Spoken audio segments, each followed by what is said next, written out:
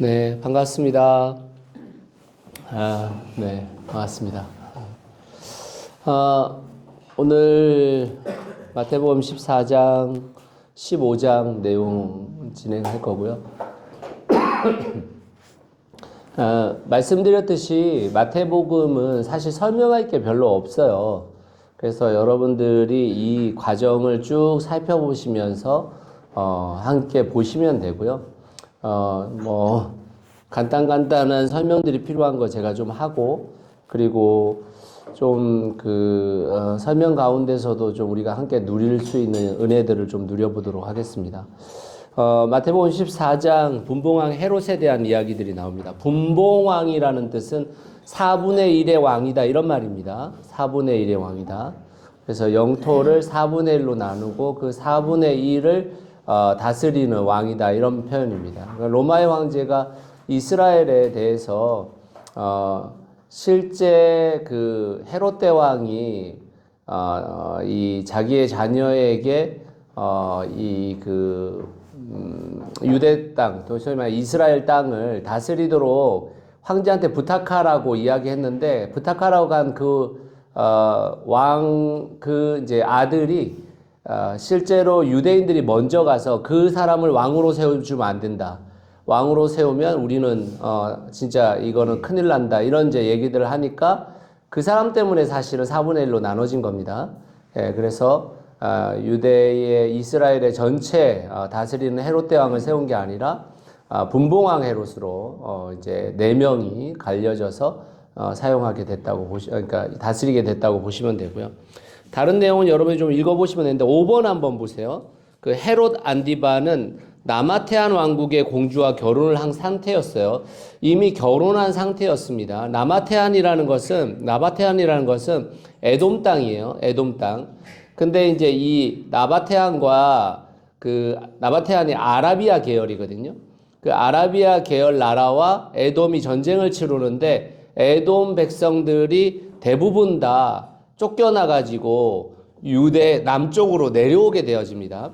그 내려와서 세운 데가 이두메라는 곳이에요. 이두메. 성경에 이두메라는 곳이 나오죠. 그게 이제 에돔이 에돔 땅에서 쫓겨나와서 에돔 민족이 유대 땅 밑에 세운 데가 이두메라는 지역입니다. 그리고 이제 나바테아는 아라비아 계열에서 에돔의 그 지역을 차지한 사람들인데요.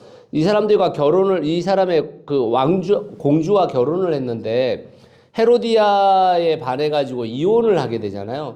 그래서 그 이후에 이 헤롯 안디바스하고 나바테안 왕국이 전쟁을 치릅니다. 근데 전쟁을 치러서 대패해요.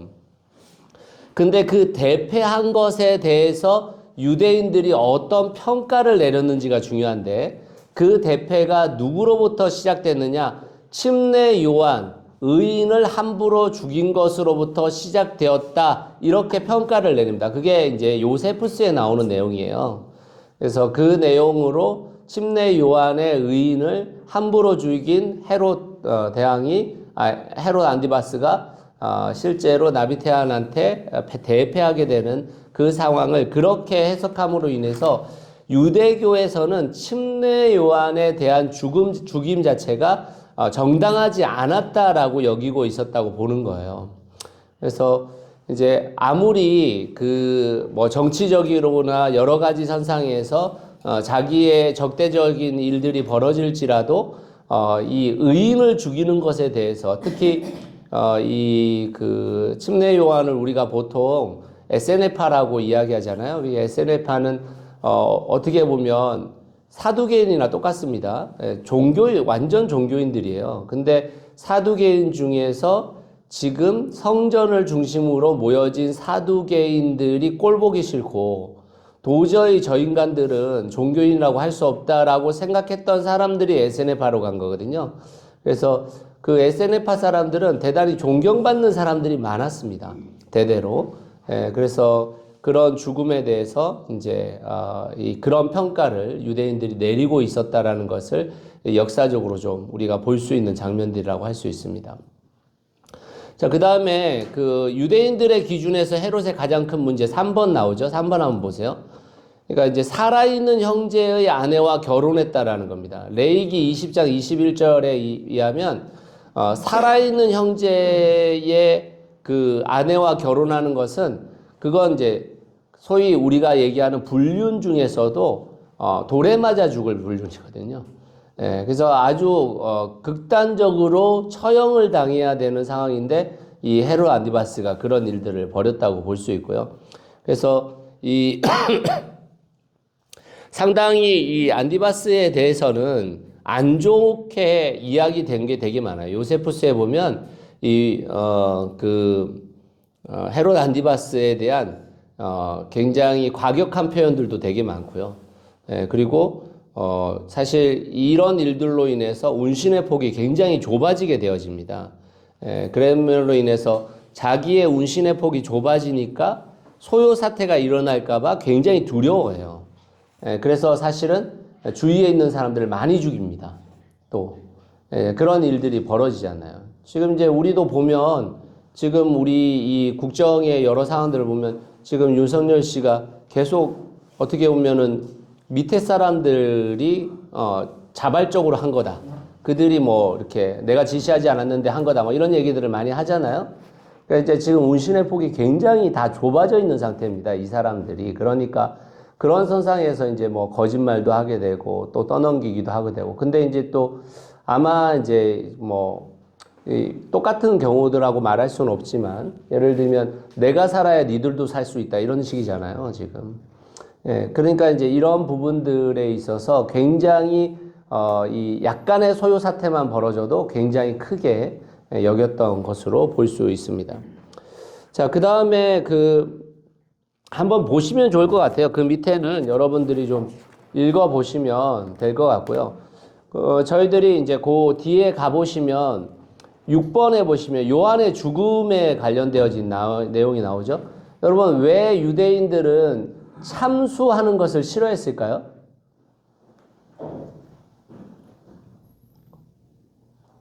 왜 유대인들은 참수하는 걸 싫어했을까요? 네? 그 사형을 시킬 때 참수를 선택하지 않거든요. 정결법 때문에 그런 겁니다. 정결법 때문에. 왜 돌로 던지냐면 멀찍이 떨어져야 되는 거예요. 그래서 투석을 하는 겁니다. 정결법은 투석밖에 할 수가 없어요.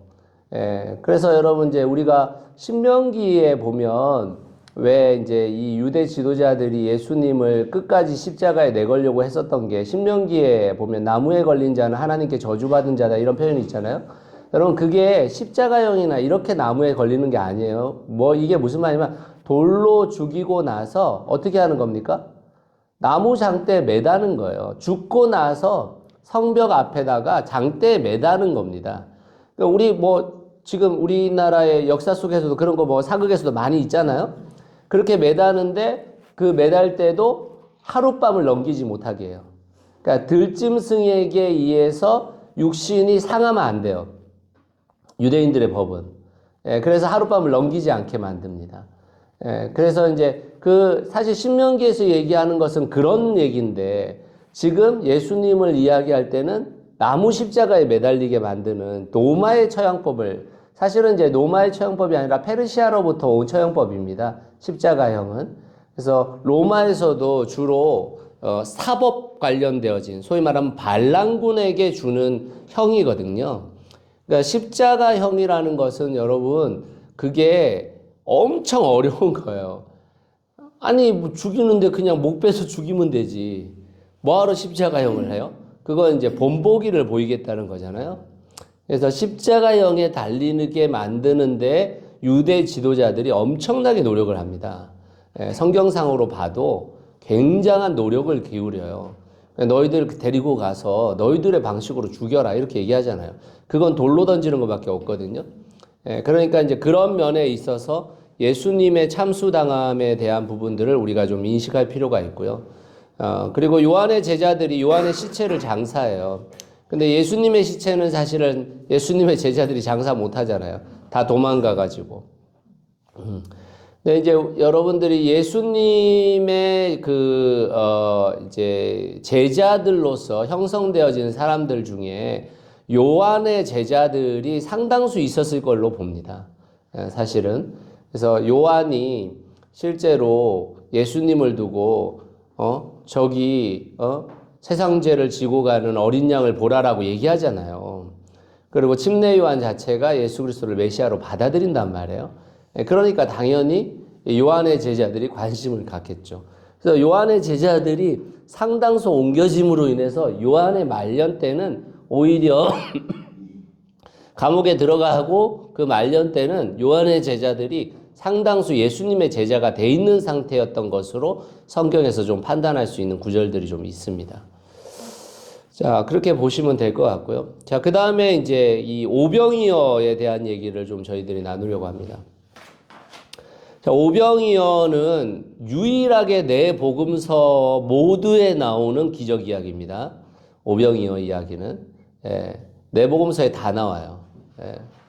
근데 이제 이 14장에 오병이어가 나오고 15장에 칠병이어가 나오거든요.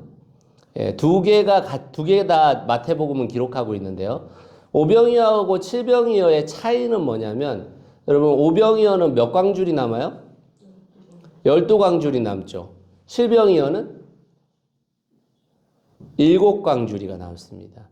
자, 그게 무슨 의미냐면 12광줄이는 소위 유대인들이 먹을 것이 충분히 있다 이런 말입니다.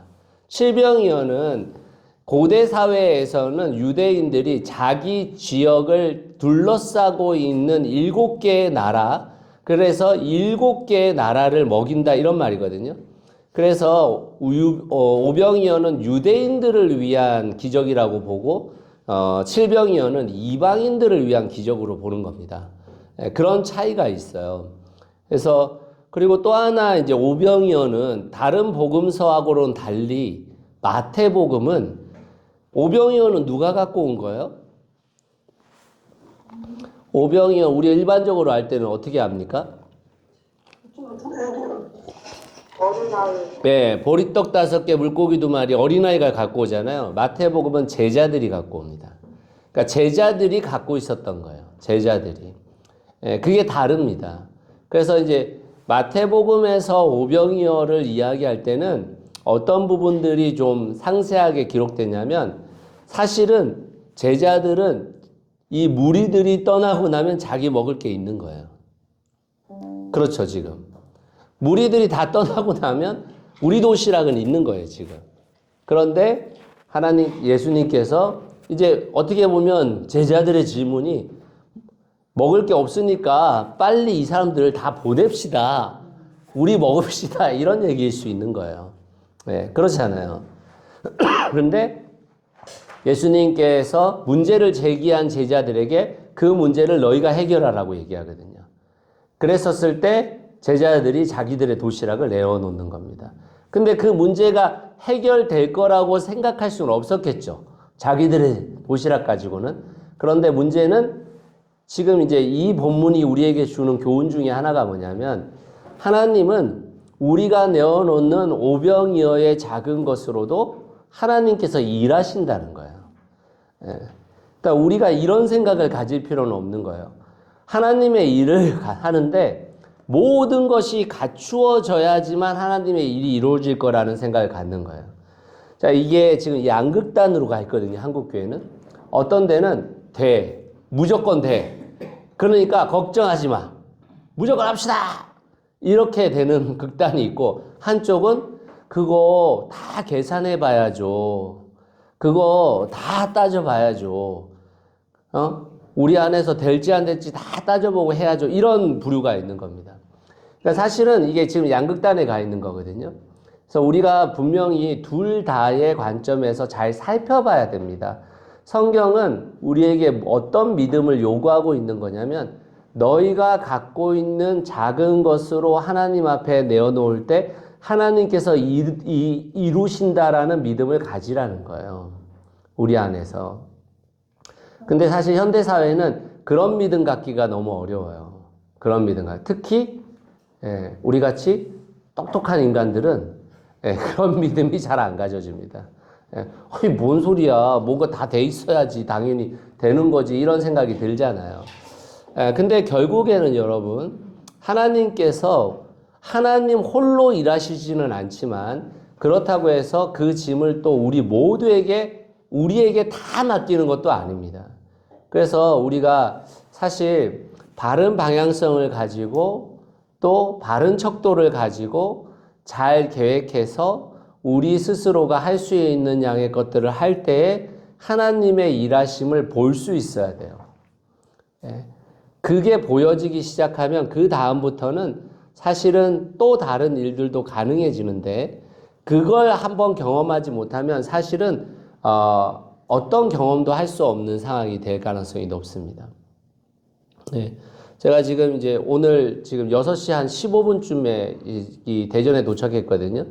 네, 2박 3일 동안 그 하나복 동역 수련회 참석하고 왔는데 사실 여러분 그 하나복이 지금 좀 커지고 또 많은 목사님들이 참여하고 있는 건 사실이지만 그렇다고 해서 하나복에 있는 목사님들이 목회가 대단히 성공적이거나 또는 작년보다 나아졌거나 또는 환경이 열심히 했는데도 불구하고 무엇인가를 이루었거나 이런 사람들이 많지 않아요.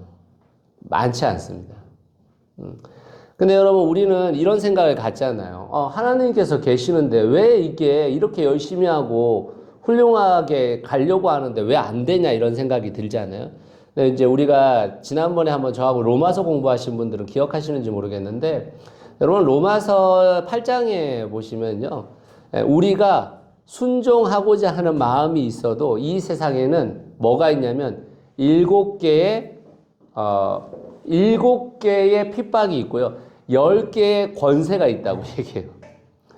그러니까 이 세상 가운데 7개의 핍박이 존재하고 10개의 권세가 있는 이 세상 가운데 놓여져 있기 때문에 우리는 실제로 실패하게 돼 있습니다. 사실 성공적이지 않아요.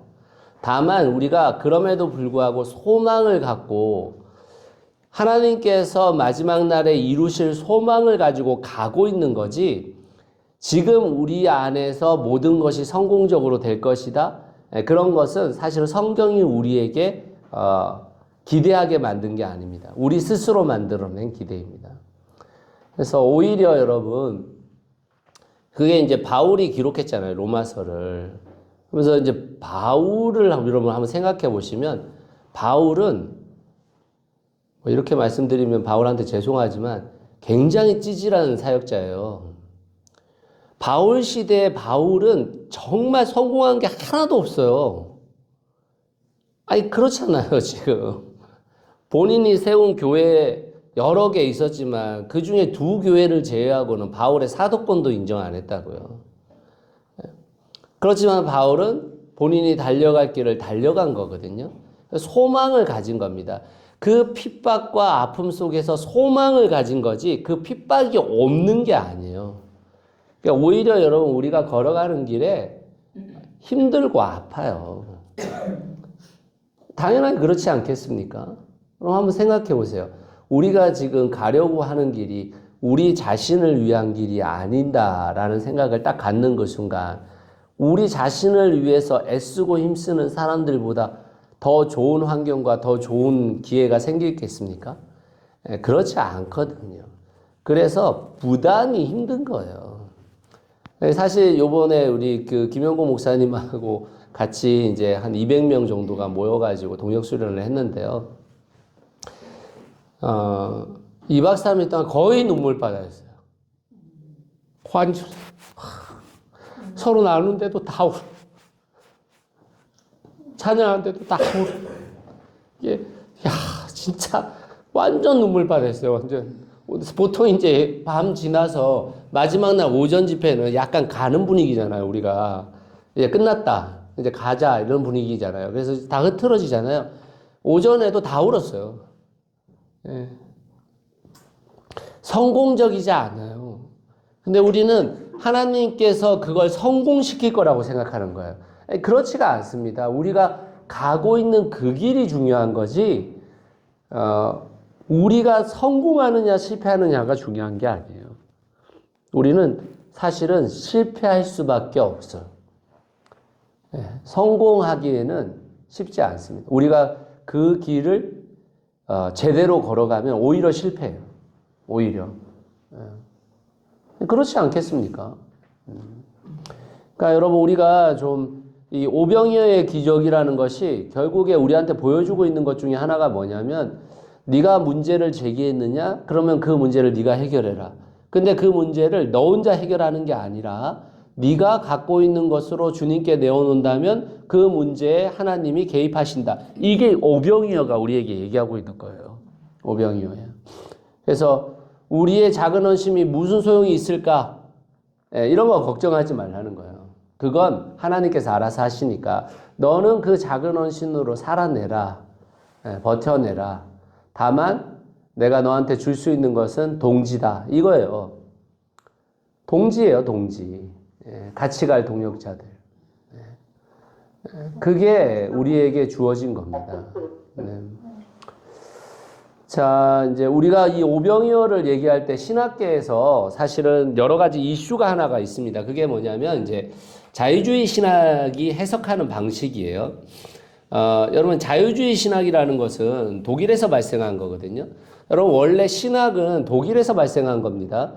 독일 신학이 사실은 유구한 전통을 가진 신학인 거예요. 미국과 영국 신학은 20세기 초가 돼서 시작된 거예요, 사실은. 근데 여러분, 이제 미국과 영국이 주로 이제 이야기하고 있는 것은 예수님의 신성에 대한 강조거든요. 예수님의 신성을 강조합니다. 근데 독일 신학은 예수님의 인성을 강조해요. 그러면 여러분, 제가 몇 번 말씀드렸지만, 예수님의 신성을 강조하게 되면 결국 우리가 강조하고 있는 건 뭐냐면, 뭐죠? 신성을 강조하게 되면 예배와 경배를 강조하게 돼 있는 거야. 신성이니까. 우리가 할 일은 경배하고 또 예배하는 것만입니다. 그래서 여러분, 미국이나 우리나라 같은 나라가 미국에서 신학이 다 들어온 나라니까 예배가 강조되는 거예요. 경배가 강조되는 거고. 그런데 독일 신학은 예수님의 인성을 강조하니까 이 땅 가운데 예수님이 어떻게 살아갔는지에 대한 강조를 하게 된 거예요. 근데 여러분, 이게 지나치게 된 거죠. 자유주의 신학이란 이 독일 신학에서 발생했는데 너무 지나치게 되다 보니까 인간 예수 그리스도에 집중하다 보니까 하나님의 개입에 대한 얘기들을 주로 부정하게 된 거예요. 자유주의 신학이. 그러니까 오병이어를 어떻게 해석하냐면 이렇게 해석해요. 보통 어린아이가 도시락을 내놓기 전까지 이런 거예요. 이게 사람이 엄청 많이 모였는데 사람들이 먹을 걸 먹어야 되는데 이 먹을 걸 먹을 수가 없는 거예요, 다. 그러니까 이제 그 꼬마애가 자기의 먹을 것을 내어놓으니까 사람들이 자기만 먹으려고 했던 그 음식들 싸왔던 거를 다 내놨다. 그래서 12광주리가 남았다. 이게 이제 자유주의 신학이 주장하는 오병이어거든요. 그러니까 하나님의 기적에 대한 사건들을 빼고 있는 거예요. 빼고 있는 거. 그러므로 인해서 문제가 되겠죠. 문제가. 그러니까 양극단에 서 있는 기독교가 서 있는 겁니다. 사실은 이게 둘 다 여러분, 독일 신앙이나 미국 신앙에 둘 다 예수 그리스도의 신성과 인성 둘 다를 인정합니다. 인정 안 하는 게 아니에요. 다만 강조점이 신성 쪽에 가 있고 강조점이 인성 쪽에 가 있는 거예요. 그래서 오병이어를 이야기할 때 그런 이제 서로 다른 해석 속에서 실제로 이 하나님의 신성 쪽에 가까이에 있는 개신교의 주류 부류들은 자유주의 신학 저거 말도 안 되는 얘기다. 저거 하나님 부정하는 거야. 이렇게 생각하고 우리나라 자유주의 신학이라는 말에 대한 뜻도 잘 모르시면서 자유주의 신학 엄청 욕하잖아요. 그러니까 자유주의 신학이 나올 수밖에 없었던 배경이 뭐냐면 하도 하나님의 신성을 강조하고 예배하고 경배만 강조하니까 독일 신학의 한 부류 속에서 그러면 예수 그리스도를 따라가는 것에 대해서는 왜 이렇게 얘기를 안 하냐. 그래서 처음 발생된 게 자유주의 신학인데 하나님의 기적에 대한 이야기들을 실제 배제시키기 시작하면서 문제가 된 거예요. 그래서 여러분 우리가 이해해야 될 것 중에 하나는 자유주의 신학이 왜 발생하게 됐는가를 먼저 생각해 보셔야 됩니다. 그렇지 않고 그냥 자유주의 신학 저 나쁜 놈들 저놈의 새끼들 저거 하나님의 신성도 인정 안 하고 이렇게 받아들이면 안 됩니다. 그런 게 아닙니다. 자, 그 다음에 이제 이런 얘기들을 할 때 저희가 조심해야 될 게 있어요. 여러분 저는 이제 제가 주로 성경을 여러분들하고 같이 나누면서 납득의 문제를 좀 많이 얘기하잖아요. 그럼 마치 이런 얘기를 하는 게 하나님의 기적을 인정 안 하는 것처럼 들리는 수 있다는 거예요. 왜냐하면 여러분 성경이라는 것이 사실은 그 기적이 일어난 것에 초점을 맞추는 게 아니라 그 기적이 의미하는 바를 생각해야 되는 건데 그 의미하는 바 빼고 기적만을 생각한단 말이에요, 사람들이. 그래서 기적의 중요성보다 의미하는 바가 무엇인지를 또는 그 본문에 왜 거기에 존재하고 있는지를 여러분들이 생각해 보셔야 됩니다. 여러분 이 오병이어 기적이 네 복음서에 다 있다고 했잖아요. 그런데 여러분 재밌는 거는 공간복음이 이야기하는 것과 요한복음이 이야기하는 게 달라요, 약간. 그게 뭐가 다르냐면 용어 자체가 다릅니다. 요한복음의 오병이어는요, 주의 만찬에 사용되어진 4가지 단어를 오병이어에서 사용해요. 무슨 뜻이냐면 예수 그리스도가 주의 만찬에서 빵을 선택하시잖아요. 그 선택했다라는 단어가 오병이어에서 나옵니다. 또 뭐합니까? 나누었다, 쪼갰다라는 게 있잖아요. 빵을 나눴다가 있잖아요. 나눴다라는 단어가 똑같은 단어가 사용돼요. 그리고 나눠줬다라는 거 똑같이 사용됩니다. 기도했다라는 거, 축도했다, 똑같이 4단어가 주의 만찬에 사용된 4단어가 요한복음에서는 똑같이 사용돼요. 다른 복음서에는 똑같이 사용이 안 돼요. 그건 무슨 말이냐면 요한복음엔 주의 만찬이 없어요. 주의 만찬 자체가 없습니다. 요한복음에 안 나와요. 그러니까 요한복음은 오병이어를 통한 주의 만찬의 이야기를 상징적으로 들려주고 있는 거거든요. 그러니까 이런 것들을 알게 되면 사실은 그 기적이 어떤 의미를 갖느냐가 중요한 거거든요. 그렇다고 해서 기적을 반대하는 것도 아니고 기적을 부정하는 게 아닌데 마치 이런 납득의 이야기들을 하게 되면 기적을 부정하는 걸로 듣습니다. 그게 아닙니다, 여러분. 제가 창세기 1장 얘기를 이렇게 하면 사람들이 제가 유신진화론을 믿는다라고 해요. 근데 그런 게 아닙니다, 여러분. 자, 여러분 이게 잘 생각해 보세요. 여러분이 6일 창조를 믿는다고 한다면 그러면 6일 창조에 나오고 있는 그 구절들이 과학적으로 증명될 수 있는가? 어려워요. 왜냐하면 여러분 해달별이 넷째 날에 창조되잖아요. 그죠? 해달별이 넷째 날에 창조돼요.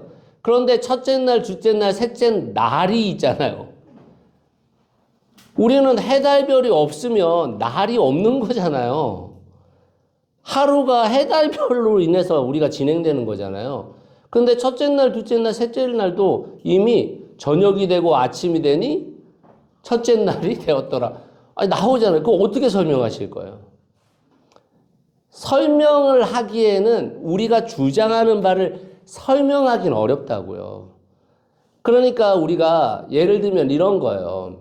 나는 6일 창조를 믿으셔도 돼요. 그렇지만 6일 창조만이 진리야 라고 말하기에는 너무 많은 질문을 받을 수 있습니다. 그런데 그때 질문을 받을 때 이렇게 얘기할 수는 없잖아요. 성경에 나오는데 그냥 믿으면 되지 뭐하러. 이럴 수는 없잖아요, 지금. 그러면 여러분 우리가 다양한 생각 속에서 창세기 1장을 해석하는 부분들에 있어서 열린 마음 정도는 갖고 있으셔야 된다는 거예요. 하나님의 창조를 부정하는 거 아니란 말이에요. 근데 우리는 내가 과거에 갖고 있었던 전통을 그대로 믿지 않으면 무엇인가 다 틀려먹고 무엇인가 다 다르다라고 생각하시는 거예요. 그렇지 않습니다, 여러분. 그게 아니라 그것이 의미하는 창세기 1장이 의미하는 것은 하나님이 창조주시다. 오케이, 땡큐. 그거는 나도 동의. 그리고 하나님께서 이 만물을 창조하셨다. 인간을 위해서 창조하셨다. 오케이, 동의.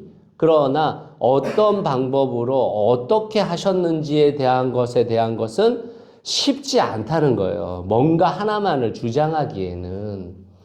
그래서 여러분 우리가 어떤 의미에 대한 것들을 중요하게 여기되 중요합니다. 뭐가 어떻게 의미하는지가. 그렇지만 그 본문 안에서 우리가 어떤 기적을 제거하려거나 또는 그럴 수는 없어요. 왜냐하면 여러분 제가 그 주일날 성경 공부하는 청년팀이 지난주 주일날 저한테 그렇게 물었어요. 목사님은 기적을 부정하는 것이냐 이렇게 묻더라고요. 그래서 제가 뭐라고 얘기했냐면 야 기적이 지금도 정말 많이 일어나고 있는데 어떻게 기적을 부정하냐. 여기 저희 교회 식구들 저희 가족 얘기 들으셨지만 저희 큰형수가 암 말기 환자였고 병원에서 한번 수술했고 두 번째 온몸에 전신에 퍼져가지고 두 번째 수술 앞두고 수술 안 하겠다고 하고 1년간 기도했거든요. 그 치유사역자 쫓아다니면서 완치됐어요. 저희 집에 의사도 있잖아요. 저희 작은 형한테 형수가 물었다고요. 두 번째 수술하면 몇 퍼센트, 살 확률이 몇 퍼센트나 있느냐. 저희 작은 형이 20% 미만이다. 그렇지만 수술해야 된다. 그렇게 저희 작은 형이 얘기했다고요. 근데 저희 큰 형수가 안 하겠다고 한 거예요. 현대 아산병원에서 검사 다 했고 수술도 한번 받았어요. 근데 1년 지나고 나서 완쾌돼가지고 지금도 살아계시고 지금 벌써 한 15년 됐어요. 그게. 그러니까 여러분 우리가 기적을 부정할 수 없는 이유는 뭐냐면 지금도 기적은 정말 곳곳에서 일어나요. 곳곳에서. 예? 여러분 뭐 만나와 메추라기 이런 이야기들 여기 그 광야 얘기 나오잖아요. 여러분 그런 거는 아프리카 같은 데 가면요 굉장히 자주 일어나는 거예요. 돌풍에 의해 가지고 새들 다 떨어져요. 돌풍에 의해서. 굉장히 자주 일어납니다. 뭐 귀신 내쫓는 거, 여러분 동남아만 가보세요. 지금 여러분 그냥 가서 손 얹고 기도하면 귀신 내쫓아져요. 여러분 기적을 부정하는 것이 쉽지 않다니까요. 지금도 기적이 엄청나게 일어나고 있는데 뭘 성경에 나오는 기적이 일어난 거야 안 일어난 거야? 아니 지금도 일어나고 있는데 뭘 우리가 그걸 어떻게 부정하겠어요? 예? 누가 부정할 수 있습니까? 지금 기적을 당한 사람들이 한두 명이 아닌데. 그러니까 여러분 그런 거를 자꾸만 우리가 기적이 있냐 없냐 이런 거는 말할 필요도 없어요. 말할 필요도. 아니 기적이 지금 곳곳에서 언제든지 일어납니다. 언제든지. 그러니까 여러분 그런 거에 우리의 시간을 낭비할 필요. 다만 그 기적이 의미하는 바가 뭔지가 성경은 중요하다. 그걸 여러분들이 찾으셔야 됩니다. 의미를. 그래서 그 의미를 나 스스로 우리 신앙에 적용할 수 있어야 되는 겁니다. 그래서 여러분 이제 우리가 늘 조심해야 되는 게 하나님의 인성과 하나님의 신성을 균형 잡히게 인정하고 균형 잡히게 적용해야 됩니다. 그게 신성적으로 흐르거나 인성적으로만 흐르게 되면 안 되는 거예요. 그래서 여러분들이 꼭 이제 이 오병이어 사건에 대한 여러 이야기들이 많기 때문에 사실은 여러분들이 좀 그런 이야기들을 알고 있으시면 좋겠습니다. 자, 근데 이제 8번에 보시면 오병이어 사건 이후 예수님이 자리를 발휘 즉시 떠나버리잖아요. 그러니까 여러분 이 무리들에게 제자들이 현혹되지 못하게 만드는 거예요. 그러니까 여러분 거대한 무리가 있다라는 것은 우리에게 굉장히 큰 현혹이거든요.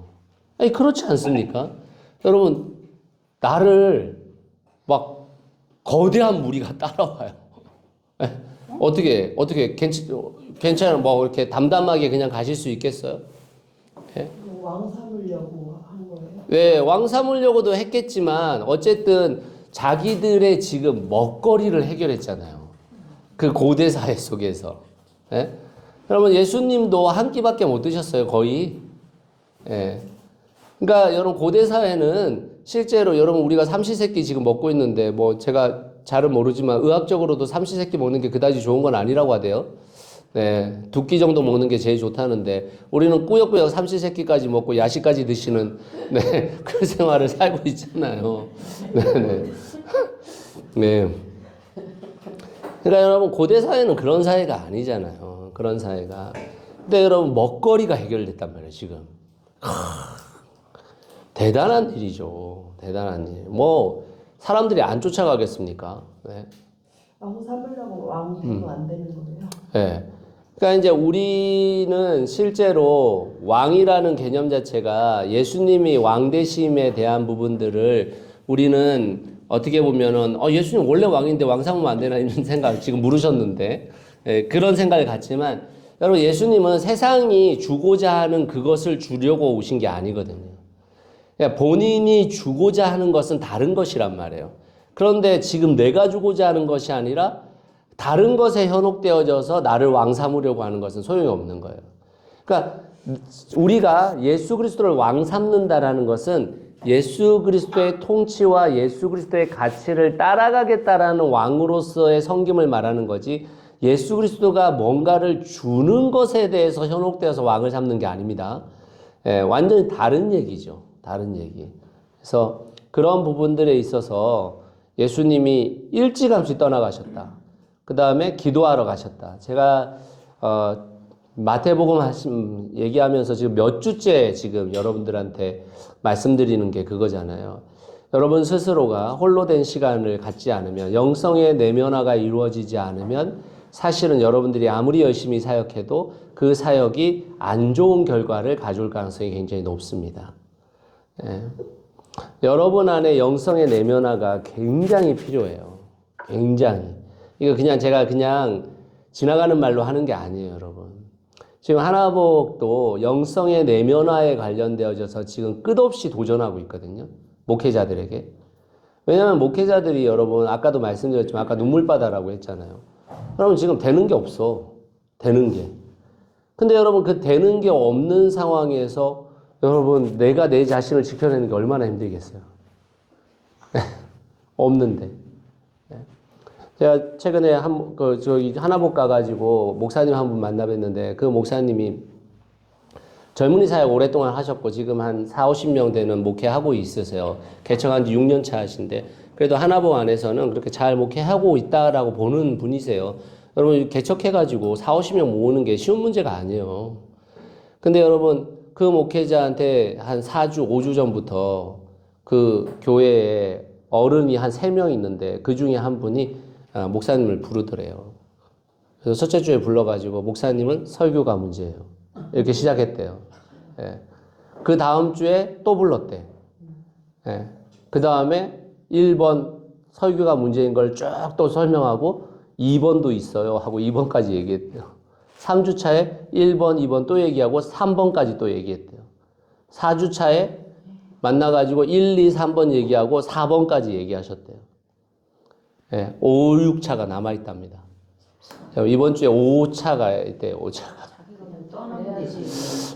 그래가지고, 저희들이, 정말, 그 목사가 청년 목회하고 되게 밝은 사람이에요. 엄청 밝은 사람이고, 에너지가 보통이 아닌 사람인데, 그 자리에서 울더라고. 예. 성도들한테 아무한테도 얘기를 못 하는 거야. 이걸 지금 40-50명 되는데 여러분 거기에서 분란이 일어나면 어떻게 되겠어요? 예? 교회 완전히 뭐 흩어지겠지. 그 대부분의 사람들은 또 자기가 오랫동안 키워왔던 청년들이에요. 예? 그러니까 여러분 이게 우리가 되는 게 없단 말이에요. 지금 되는 게 너무너무 힘든 거야. 그 상황에서. 근데 계속 지금 우리가 얘기하는 게 뭐냐면 그런 일이 벌어지지 않도록 해야 된다가 아니라 그런 것을 이겨낼 수 있는 내면화가 필요하다는 거예요. 여러분 이 내면화가 이루어지지 않잖아요. 이 내면화는 여러분 성령입니다. 여러분 성령을 절대 무시하면 안 돼요. 여러분 제가 여러분들한테 말씀드리는데 매일 아침 일어나거든. 성령님 저 좀 도와주세요라고 성령님을 찾다 버릇해야 됩니다. 성령님이에요. 핵심은 성령이에요. 성령 없이 이루어지지 않아요. 여러분들의 능력과 여러분들이 뭐 가진 걸로 되잖아요. 그러면 여러분 그거 다 분란돼요. 끝까지 불화가 이루어집니다. 성령께서 하시고 성령께서 내 안에 거하셔야 돼요. 그거밖에 길이 없어요. 길이. 다른 게 여러분 우리의 성공 뭐 이런 거 없어요. 사실. 그래서 여러분 성령 안에 거하셔야 되는데 성령을 우리 그리스도인들이 너무 무지해요. 그리고 무관심해요. 성령님께 이제. 그러면 여러분 어떻게 되냐면 다시 율법화 됩니다. 그러면 정죄돼요. 그러니까 내 안에 내면화가 이루어지지 않고 내 안에서 이 성령께서 내 안을 만지시지 않으면 부드러워지지가 않는 거거든요. 그러면 여러분 계속 지적하고 계속 불화 터지고 계속 불만 터뜨리는 거예요. 그런 일들은 아까 말씀드렸어요. 그냥 일어나는 거예요. 안 일어나는 게 아닙니다. 여러분 이렇게 하나 저렇게 하나 무조건 일어나요. 어려움은. 근데 여러분 그거에 대처하는 내 자신의 자세가 문제인 거예요. 그게 영성의 내면화. 그게 매일 내가 주님 앞에 내 시간을 얼마나 드렸느냐의 문제인 거예요. 그래서 여러분 제가 계속 강조하잖아요. 텐텐텐이 그래서 중요한 겁니다. 텐텐텐으로 머무시면 안 돼요. 예. 적어도 여러분들이 교회 리더가 되고 하시면 30, 30, 30까지 가셔야 돼요. 아무리 못해도 가셔야 돼요. 예. 그거 없이 우리가 일하게 되면 큰 문제입니다. 예수님이 지금 그렇게 보여주시잖아요. 예수님. 한적한 곳에 가서 기도하시잖아요. 지금. 그 환호성을 뒤로 하고. 예. 그래서 하나님과의 대면을 위해서 내 시간을 비워둬야 됩니다. 그래서 여러분 제가 부탁드리건데 저희가 원래는 제가 1, 2월에 주기도문을 열려고 했는데 저희가 올해부터 3월부터 6월까지 9월부터 12월까지 이렇게 해서 목자대학을 열기로 했어요. 그래서 이제 3월에 주기도문 시작할 건데 여러분 주기도문 꼭 들으시고 그리고 주기도문 통하고 렉시오 DB라 통하고 그 다음에 관청적 경건 통하고 그룹 영성 가고 여러분들이 그렇게 해야 여러분들 저거를 할 수 있는 거예요. 목장을 할 수 있는 거예요. 지금 여러분 우리 교회 지금 목장이 왜 문제인 줄 아세요? 삼시를 안 해요. 100번, 1000번 저희가 지금 강조를 했는데도 삼시 안 해요. 그냥 그대로 계속 또 얘기 나누고 또 얘기 나누시고 계속 그러고 계시는 거예요. 삼시 안 하면 아무 소용 없습니다. 목장 모임 그냥 여러분 동아리 되는 거예요. 여러분들의 한풀이나 하는 데고 삼시 안 하면 아무 소용 없어요. 그리고 여러분 연습하셔야 돼요. 삼시로 하는 연습을 하셔야 돼요. 길게 하시면 안 돼요. 말씀 적용 여러분 길게 하는 거 아닙니다. 그러면 여러분 말씀 평가 내리는 거 돼버려요.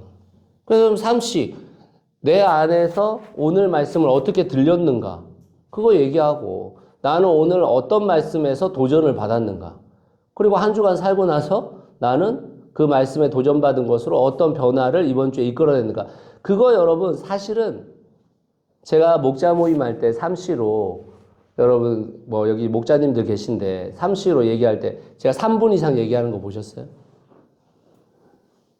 근데 여러분 말씀 나눔을 빙자한 자기 이야기를 막 10분 20분 하세요. 그게 여러분 선행되어 그게 다 묻히는 거예요. 말씀을 전부 다 묻어버리는 겁니다.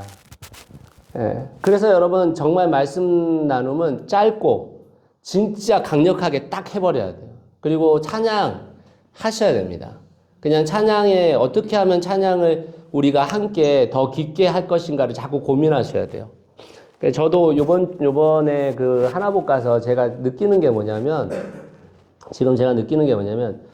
우리 교회 찬양이 약간 겉핥기예요. 성도들의 마음도 그래요. 이게 찬양을 그렇게 중요하게 여기지를 않아요. 근데 여러분 찬양 안으로 깊이 들어가면 그러면 여러분 말씀은 정말 우리 안에 깊이 내면으로 들어오거든요. 근데 찬양이 이걸 우리 성도들 전체가 찬양 안으로 확 들어오지 않으니까 어떤 일이 발생하는 거냐면 결과적으로는 말씀에 허우적대다가 끝에 가가지고 조금 하고 끝나는 거예요, 지금. 그래서 여러분, 여러분들 그런 거 불평하지 마세요. 왜 찬양을 내 모르는 찬양을 하냐, 뭐 이런 거 불평하지 마세요. 모르는 찬양 있으면 적어두셨다가 가서 유튜브에 검색하셔가지고 일주일 내도록 들으세요. 여러분, 우리가 그런 걸로 불만을 삼으면 안 돼요. 그럼 내가 모르는 노래 하면 안 되는 거예요? 그럼 뭐 평생토록 내가 원하는 그 노래만 해야 되는 겁니까? 그런 게 아니에요, 여러분. 그런 불만이 나오면 여러분도 목장에다가 오늘 부른 찬양 유튜브로 다 올려주세요. 그리고 나서 듣고 오라고. 여러분 그 집에서 찬양 틀어놓으세요, 좀? 찬양? 안 틀어놓으시죠? 예. 자꾸 메말라지는 거예요, 우리가. 찬양 틀어놓으세요. 예. 찬양 틀어놓으면 우리 전체의 마음들이 자꾸만 그러니까 주님께로 가까이 갑니다. 저도 요번에 그 오래된 찬양이라는데 조준모 씨의 그 십자가에서 내 이름 바꾸셨네라는 찬양 들었는데 와 제가 이야 진짜 처음 들었는데 제가 남들은 다 알고 있었던 찬양이었더라고요. 저 혼자 처음 들었어. 저 혼자 거의 제가 오면서 차 안에서 나 그 찬양 되게 좋았더라 하니까 다 같이 탔던 목사님들이 전부 다 절 쳐다보면서 목사님 그 찬양 되게 오래된 찬양인데 나한테 그러더라고요. 네. 근데 여러분 처음 저 첫 찬양이었죠. 한 번도 들어본 적 없어요. 근데 여러분 너무 은혜가 되더라고. 아 정말 제가 그 찬양 때문에 무릎 꿇었네 정말. 네. 근데 여러분 우리가 좀 우리 스스로가 신앙 안에서 새롭게 되기 위해서 노력을 해야 되는 거지. 여러분 여러분에게 신앙을 맞춰주길 바라시면 안 돼요. 누가 여러분들을 맞춰줍니까? 여러분 와이프도 안 맞춰주고 남편도 안 맞춰주는데 누가 누굴 맞춰줘요? 예? 여러분 스스로가 자꾸 깨어나셔야 됩니다. 그런 불만을 매주 터뜨리고 있는 그거 뭐 여러분 정말 잘못하고 있는 거예요. 아, 찬양 모르겠으면 이 찬양 모르는 거네? 좀 적어놨다가 저도 그럽니다. 저도 여러분 모르는 찬양 나오면 다 적어요. 예? 다 핸드폰에다 적어놨다가 다 검색해보고 다시 들어보고 다 합니다. 여러분 우리가 좀 신앙 안에서 우리 영혼의 내면화를 위해서 힘쓰고 애써야 돼요. 네. 그거 해야 됩니다.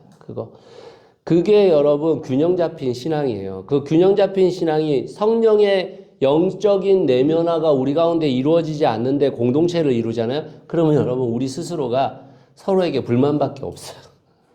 예, 사랑 없어요. 사랑 없습니다. 그래서 여러분 그걸 위해서 여러분 스스로가 시간을 좀 내십시오. 예, 제가 진짜 이거 여러분 정말 제가 부탁드리고 싶은 거예요. 리더들에게도 그렇고 이 수요 성경 공부 식구들에게도 제가 진짜 부탁드리고 싶은 겁니다. 교회가 정말 바른 방향으로 앞으로 가고 싶다. 우리 교회가 정말 하나님의 뜻 가운데서 좋은 교회로 가고 싶다. 그러면 여러분 스스로가 영적인 내면화를 이루셔야 됩니다. 예, 그게 안 이루어지는데 공동체를 이룬다? 그러면 여러분 맨날 싸우는 거예요. 서로 헐뜯기나 쌓고 뭐 어디 만나기만 하면 남욕하고 있는 분들이 수두룩 빽빽해. 이게 무슨 짓인지 모르겠어요, 제가. 그리스도인이 돼가지고 그거를 자기 안에서 하나를 제거하지 못하면 어떻게 우리가 그리스도인으로서 살아갈 수 있겠습니까?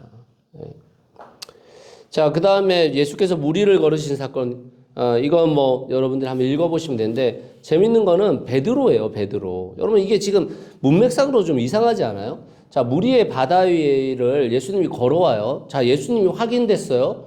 확인됐잖아요. 그런데 베드로가 뭐냐면 예수님이거든.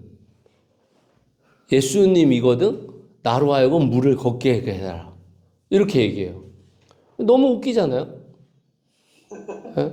문맥상으로 너무 이상한 거예요. 예수님이신데 예수님이거든. 이게 뭐 이상하잖아요. 지금 분위기가. 근데 또 재밌는 건 뭐냐면 무리에 그래서 걸으라고 했더니만 또 빠져. 예. 근데 또 예수님께서 믿음이 적은 자야 이렇게 얘기해요. 어떤 믿음이 적은 거예요? 도대체? 어떻게 생각하세요, 여러분? 제가 여기 그 6번에 적어놨잖아요. 베드로는 무엇을 의심한 걸까? 적어놨잖아요. 이거 제가 답을 내드리려고 적어놓은 게 아니라 저도 질문을 한 거예요. 뭘 의심한 거지? 예수님이 아니라고 의심한 건가? 무리에 걷는 거를 의심한 건가? 뭘 의심한 건지 잘 모르겠더라고요. 근데 여러분, 우리가 한번 생각을 해보면, 우리 스스로가요, 예수 그리스도를 믿고 있는데, 예수 그리스도를 따라 살아가는 것에 대해서는 퀘스천 마크를 갖고 있는 거거든요. 이게 너무 웃긴 거예요. 어떻게 보면. 우리가 예수 그리스도를 믿고 있는데 예수 그리스도를 따르는 삶에 대해서는 퀘스천 마크를 갖고 있어요. 그리고 따를까 말까를 막 고민해. 예. 이상한 거 아닙니까? 아, 따를 수 없어요. 이렇게까지 얘기해요. 아우, 나는 그건 못해요. 막 이렇게 얘기해요. 뭐, 그럼 믿겠다는 거예요? 말겠다는 거예요? 너무 이상한 거 아닙니까? 내가 이럴 수는 있어요. 하나님, 제가 그 길이 옳으면 안 돼. 제가 부족해요. 하나님 좀 도와주세요. 이렇게 얘기하는 것까지는 제가 좀 그래도 동의가 되겠는데, 아니, 난 그건 못 따라요. 아니, 그건 나는 이제는 난 못해요. 아니, 이 말이 지금 예수 그리스도를 믿겠다는 겁니까? 안 믿겠다는 건지 저는 구분이 안 가요, 사실은. 예. 모르겠다는 거예요. 예. 아, 모르시겠다고요? 네. 예. 그거 모르시겠다는 게 아니죠. 나는 알고 싶지 않다죠. 모르는 거 아니거든요. 지금 제가 한국말 하는데 뭐 못 알아들으시나요? 모르는 거 아니잖아요. 한글 성경이 있는데 성경이 왜 몰라요? 예? 가장 기초적인 한글을 다 떼셨고 이미 대학 다 다니셨고 그 어렵다는 학문들도 다 하신 분들인데 또 성경은 또 모르라. 이거 너무 웃긴 거 아닙니까? 그러니까 여러분 우리가 태도를 정확하게 하셔야 돼요. 태도를. 내가 부족합니다, 주님. 내가 연약해요. 내가 그거 가는데 용기가 좀 부족해요. 주님, 저를 좀 도와주세요. 아니, 이렇게 돼야 되는 거지. 나는 못해요, 그건. 이건 여러분, 이건 지금 거의 하나님 부정하는 일이에요. 그러니까 여러분, 우리가 스스로가 우리의 입을 조심해야 됩니다. 네, 스스로가. 그래서 좀 여러분들 안에서, 우리 안에서 정말 예수 그리스도를 따르겠다라는 그 마음들이 깊어져야 돼요. 예수 그리스도를 따르겠다라는 마음이.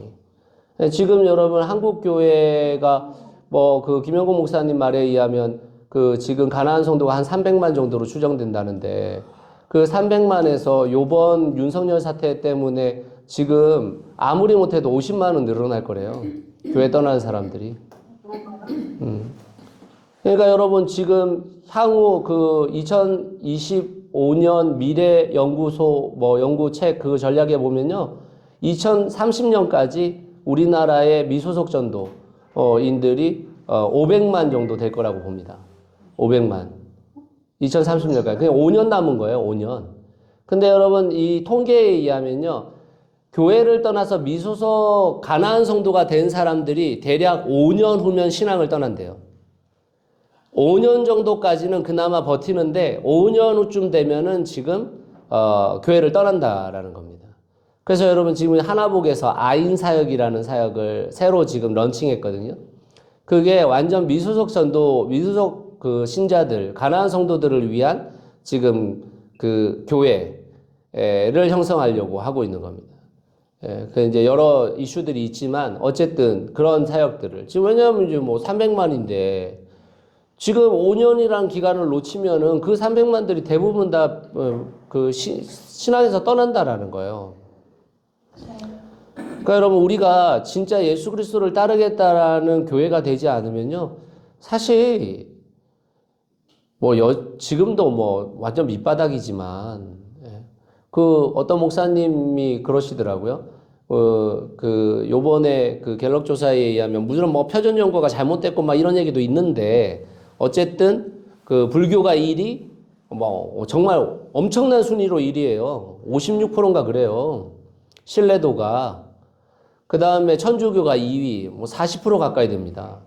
근데 3등이 기독교일 것 같잖아요. 그나마 3등이 기독교가 아니야. 원불교예요. 18점 몇 프로예요. 그리고 기독교가 14.6%거든요. 근데 그 목사님이 뭐라고 했냐면 여러분 원불교를 아시냐고 물어봤대요.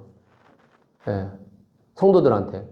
원불교가 뭔지 잘 몰라. 불교하고 원불교 또 다른 건지도 잘 모르잖아요. 그래서 그 목사님의 결론이 뭐냐면 아무것도 안 하면 3위 한다. 아무것도 안 하면 아무도 모르면 3위라도 한다는 거예요. 근데 지금 기독교는 4위래.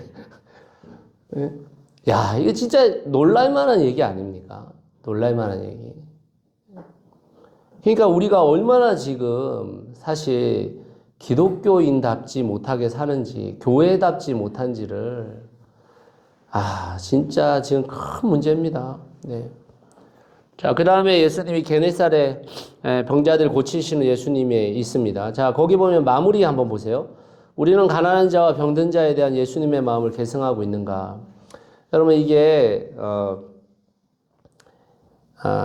여러분, 우리의 신앙은, 우리의 믿음이라는 것은 반드시 실체가 있는 거예요. 실체가 없는 말은 믿음이 아니에요. 그게 어떻게 믿음이 되겠습니까? 그건 믿음이 아닙니다. 실체가 없다? 이건 뭐 아무것도 아닌 거예요. 솔직히 말하면. 그러니까 여러분, 여러분들의 믿음의 실체를 만들어야 됩니다. 믿음의 실체를 형성해야죠.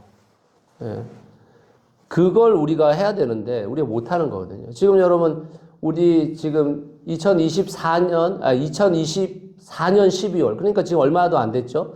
2024년 통계가 나왔는데요.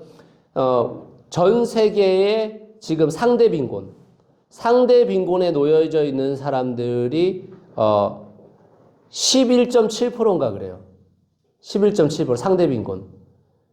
절대 빈곤은 24% 정도 된답니다. 절대 빈곤이 뭐냐면 3.75달러로 하루를 보내야 되는 사람들인 거예요. 3.75달러로 하루를 보내야 된다고요. 5,000원으로 하루를 보내는 사람들이 24%라고요. 24%면 지금 몇 억이냐면 거의 지금 70억이잖아요. 우리나라, 전 세계가. 그러니까 여러분 24%면 지금 한 16억, 17억 되는 거예요. 17억만 명이 지금 절대빈곤 가운데 놓여 있다고요. 근데 여러분, 우리 같은 사람들이 사실은 이미 우리나라는 전 세계적으로도 굉장히 부유한 나라잖아요. 그러니까 여러분, 우리의 부유함에 적응되어져 있기 때문에 우리는 우리가 부유한지를 모르는 거예요. 우리가. 그럼 그런 세상을 지금 살고 있다고요, 우리가. 지금 기후위기에 얼마나 큰 문제가 있습니까? 기후위기에. 그런데도 여러분, 기후위기를 지켜내기 위해서 우리가 뭐 하는 거라도 있나요? 없단 말이에요. 저는 사실 올해 제가 운영위원회 소속에 하나를 좀 저희가 만들고 싶었어요. 기후위기 대처, 환경 문제에 관련되어진 운영위원을 뽑고 그 운영회를 좀 세우고 싶었어요. 근데 제가 좀 시기를 놓쳤는데 지금 운영위원 안에서 전 논의 한번 할 생각이에요. 여러분, 아예 하려면 우리가 제대로 해야 돼요. 아예 교회에서 종이컵 같은 거 아예 사용 못하게 만들고, 아예. 그리고 우리가 진짜 해야 될 일들이 있으면은 정말 하고, 해야 되는 거죠. 요번에 그 사순절 그 탄소금식 우리 또 할 거거든요. 그리고 제가 그 요번에 그 하나복에서 기후위기 관련되어져 가지고 두 분의 박사분들을 지금 섭외해 가지고 그 두 분들 통해서 교회에 보내서 그 교회에서 세미나 하도록 만든대요. 제가 지금 그거 신청하려고 하고 있습니다. 두 분 통해 가지고 좀 우리가 지금의 상황이 어떤 상황인지 이런 것들을 듣고 진짜 해야 될 일들을 해야 되는데 우리는 너무 넉넉하잖아요. 그리고 우리는 사실 너무 좋은 세상에 살고 있잖아요. 그러니까 이게 여기 안에서 서로 간에 비교를 하고 있어서 문제인 거지 사실은 그런 위기 속에 우리가 어떤 하나님의 말씀을 생각하고 이런 것들이 너무 약합니다. 저는 우리가 좀 저를 포함해서 뭐 저는 안 그렇다 이런 게 아니에요. 저도 똑같은 인간이에요 지금. 그래서 여러분 우리가 좀 같이 마음을 모으고 교회가 진짜 그런 일들에 바른 방향성을 가지고 살아가 보자. 함께 좀 해보자. 이런 생각들을 좀 같이 해야 되지 않겠습니까? 그래서 저는 운영위원들 지금 이제 당장 이제 할 수 있을런지 모르겠지만 저희 교회에 환경위원회를 만들고 환경위원회를 통해 가지고 교회가 가야 될 방향들을 계속 좀 제시하고 그것에 대해서 관심 있는 분들이 함께 모여가지고 캠페인도 하고 이렇게 해야 되지 않을까 이런 생각이 듭니다. 그래서 가난한 자와 병든 자에 대한 예수님의 마음을 좀 계승하고 우리가 스스로 어떻게 이 부분에 대해서 찾아갈 건지 고민을 좀 해보게 되어집니다. 자, 혹시 14장에서 질문 있으면 질문 받겠습니다. 목사님, 저기 오병이어로 먹인 인원이 네네. 성인 남성만 5,000명이잖아요. 네네네. 근데 지금은 이 인원은 지금 생각해도 많은 인원인데 이제 네네. 이게 어린이들 여자들까지 치면 엄청난 숫자인데 이게 정말 숫자인지 아니면 뭐 게마테리아인가? 네네. 뭐 상징적인 숫자 그런 건지 지금 아무리 생각해도 너무 많은 것 같아요. 네, 사실 유다가 다 뒤집어졌을 것 같은. 사실은 그 성경의 모든 숫자는 아라비아 숫자가 아니기 때문에 게마트리아이기 때문에 상징성과 또 사실성 둘 다를 갖고 있습니다.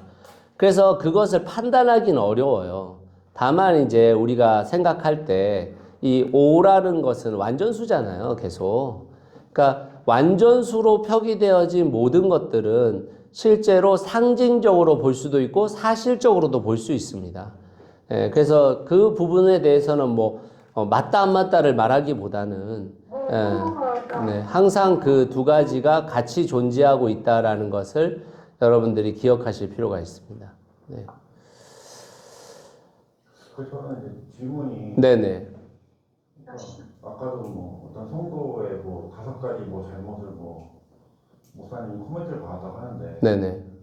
그러니까 그분 만나본 적은 없지만 이제 훨씬 더 크고 더 넓은 목회를 하실 분들이 그런 성도들을 상대하면서 시간 낭비를 한다는 게 저는 좀 왜 저런 데다가 저렇게 좀 이렇게 왜 이렇게 더 크게 더 넓고 더 많은 일을 하실 수 있는데 왜 저렇게 이렇게 해야 할까라는 게 아직 저는 의문이에요. 네. 뭐 질문 들리셨나요? 안 들리셨어요? 네네.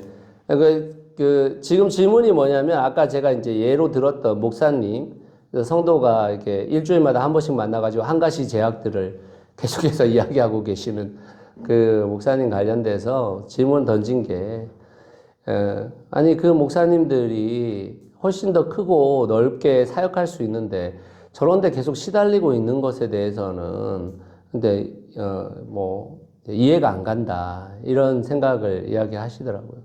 그 목사님도 사실은 본인도 이해가 안 갈 거예요. 근데 이제 그래서 그 목사님이 권면을 했대요. 큰 교회도 아니고, 그리고 정말 본인의 설교에 대해서 은혜도 못 받고 그러는데, 그러면 다른 교회를 좀 찾아보시면 어떻겠냐, 이렇게 물었는데, 교회는 안 떠나겠다고 하셨다고 그러더라고요. 네. 그래서 이제, 그 목사님이 참 귀해요. 귀한 게 왜 그러냐면, 두 가지로 받아들이시다고 그러더라고요. 첫 번째는 정말 내가 부족하고 연약한 사역자다 이런 생각도 들고, 두 번째는 또 하나님께서 그런 사람을 통해서라도 나를 또 훈련시키시려나 이런 생각까지 있대요. 근데 이제 그것만 있는 건 아니고 열불나가지고 죽겠고 힘들어서 너무 어렵고 너무 짜증나고 그런 상황입니다. 근데 이제 그 세상이 그렇다는 겁니다. 지금 성경은 우리한테 아까도 제가 말씀드렸지만 좋고 행복한 세상만으로 존재하지 않는다. 근데 그것이 결국에는 우리로 하여금 피폐케 하는 게 아니라 그 사랑이, 여러분 이제 로마서 8장을 여러분들이 한번, 로마서를 이해하는 건 되게 중요합니다. 제가 로마서 공부한 거 거기에 있죠, 성재님. 거기 앱에 있죠. 예배? 앱. 에 있죠. 홈페이지. 홈페이지. 네, 홈페이지. 여러분, 로마서 이해하는 거 되게 중요합니다. 여러분, 나중에 한번 8장을 한번 읽어보시고, 그 8장 설명한 것들 여러분 나중에 한번 보세요. 근데 결국에는 그럼에도 불구하고 우리가 승리할 거다. 그것에 대해서 우리는 어떻게 확신할 수 있는가? 그게 이제 성부, 성자, 성령의 사랑 때문이다. 그 사랑 때문이다. 이렇게 얘기하거든요. 그래서 우리가 꼭 이제 뭐 더 크고 더 넓은 사역을 지향하는 것도 당연히 하나님 안에서 좋지만 또 우리의 현실과 우리의 깨어진 세상이 있는 것을 우리가 또 파악하고 그 안에서 여전히 힘들고 어려워도 그 길을 또 걸어가야 되는 상황들도 있는 것 같아요. 성도 아니에요? 자기 성도? 네. 근데 목사님 저한테 그러시잖아요. 네네. 내가 뭐 실패도 좋다. 네네. 너는 실패해도 주님은 성공한다. 네. 그랬잖아요. 네네. 네. 주님의 성공은 지금 이 시대 가운데서 우리가 있을 때 성공한다는 말이 아니에요. 예. 주님의 성공은 어차피 주님은 이 세상에 하나님의 나라를 완성할 것이기 때문에 그 성공을 말하는 것이지 지금 우리의 시대에 우리가 원한 것을 우리로 하여금 얻게 한다 이런 표현은 아닙니다. 그래서 하나님 나라의 현대성을 바라보고 네네. 준비를 하는 게 성도의 역할이고 그래서 어느 정도 그게 성공이라고 봐야 되는 거 아니에요? 맞습니다. 시작하는 게 성공이에요. 우리는 시작하고 하나님의 나라를 시작하고 하나님의 나라를 이뤄가는 과정 자체가 성공이에요, 이미. 내가 나 자신을 부인하고 하나님의 나라를 꿈꾸고 하나님의 나라를 향해 걸어가고 있잖아요. 그게 성공이라니까요. 그 안에서 우리가 생각하는 성공이라는 단어를 넣는 것 자체는 사실은 쉽지 않다라는 겁니다. 네. 근데 저는 하나님의 나라를 한 걸음씩 걸어가고 있는 모든 사람들은 다 성공하고 있다고 생각해요. 예. 그게 좀 더딜지라도. 그렇지만 그냥 안주하고 있는 것은 아니다. 우리의 인생에서 안주는 없다. 예. 끊임없이 여러분 해야 됩니다. 여러분, 김혁곤 목사님 요번에 저희한테 이야기하면서 이런 얘기했어요. 당신의 목회가 지금 실내 수영장에서 거기 안에서 여기 레인 왔다 갔다 하면서 그거 누리고 있고 여기 왔다가 저기 갔다가 이렇게 하는 것이 목회라면 당신의 목회는 그 목회 아니다 이렇게 얘기하셨어요. 우리의 목회는 지금 저 대양을 향해 가지고 그 안에서 헤엄치는 것이 목회다. 그리고 그 목회를 할 때 항상 어떻게 생각해야 되냐면 그 대양을 같이 가로지르고 있는 사람들이 존재하는 것 때문에 우리는 갈 수 있다 이렇게 얘기하시더라고요. 그러니까 그 대학을 가로지르는데 왜 허접대기랑 있냐고요 거기서. 네? 그 대학을 가로지르는데 왜 허접대기랑 시간을 보내고 있냐고요. 네. 허접대기하고 왜 시간을 보내고 있냐고. 그마저도 하나님이 포기하신 사람이 아니니까요. 네. 네, 맞습니다. 우리의 성과적으로 생각하면 사실은 그냥 다 자르고 가면 돼. 근데 여러분 하나님이 그렇게 하시지 않았잖아요. 예. 내가 만들면 다 잘라요 그럼? 나가면 해요? 안 나간대잖아. 그러니까 저는 물론 저 성향으로 봐도 여러분 뭐 잘 아시나요? 제 성향으로 봐도 저는 도전하는 거 좋아하고 정말 하나님 나라에 우리가 갈 수 있는 데까지 가보고 싶은 마음 저는 있습니다. 그리고 제가 뭐 여기 성역 공부 때는 뭐 설교 때는 그런 얘기 안 하지만 성역 공부 때 제가 5년 후 정도 되면 진짜 해보고 싶은 일들이 있고 뭐 이런 얘기도 하잖아요. 근데 그럼에도 불구하고 제가 교회 안에서 더디고 힘들고 어려워하는 사람들을 내치고 나 혼자 가겠다 이런 생각 갖고 있는 게 아니거든요. 어쩔 수 없습니다. 그게 하나님의 방식인데 어떡하겠어요. 내가 내 방식을 고집할 수는 없잖아요. 예. 그래서 우리가 답답할 때 있죠. 먼저 가고 있는 사람들은 답답할 수 있습니다. 당연히. 예.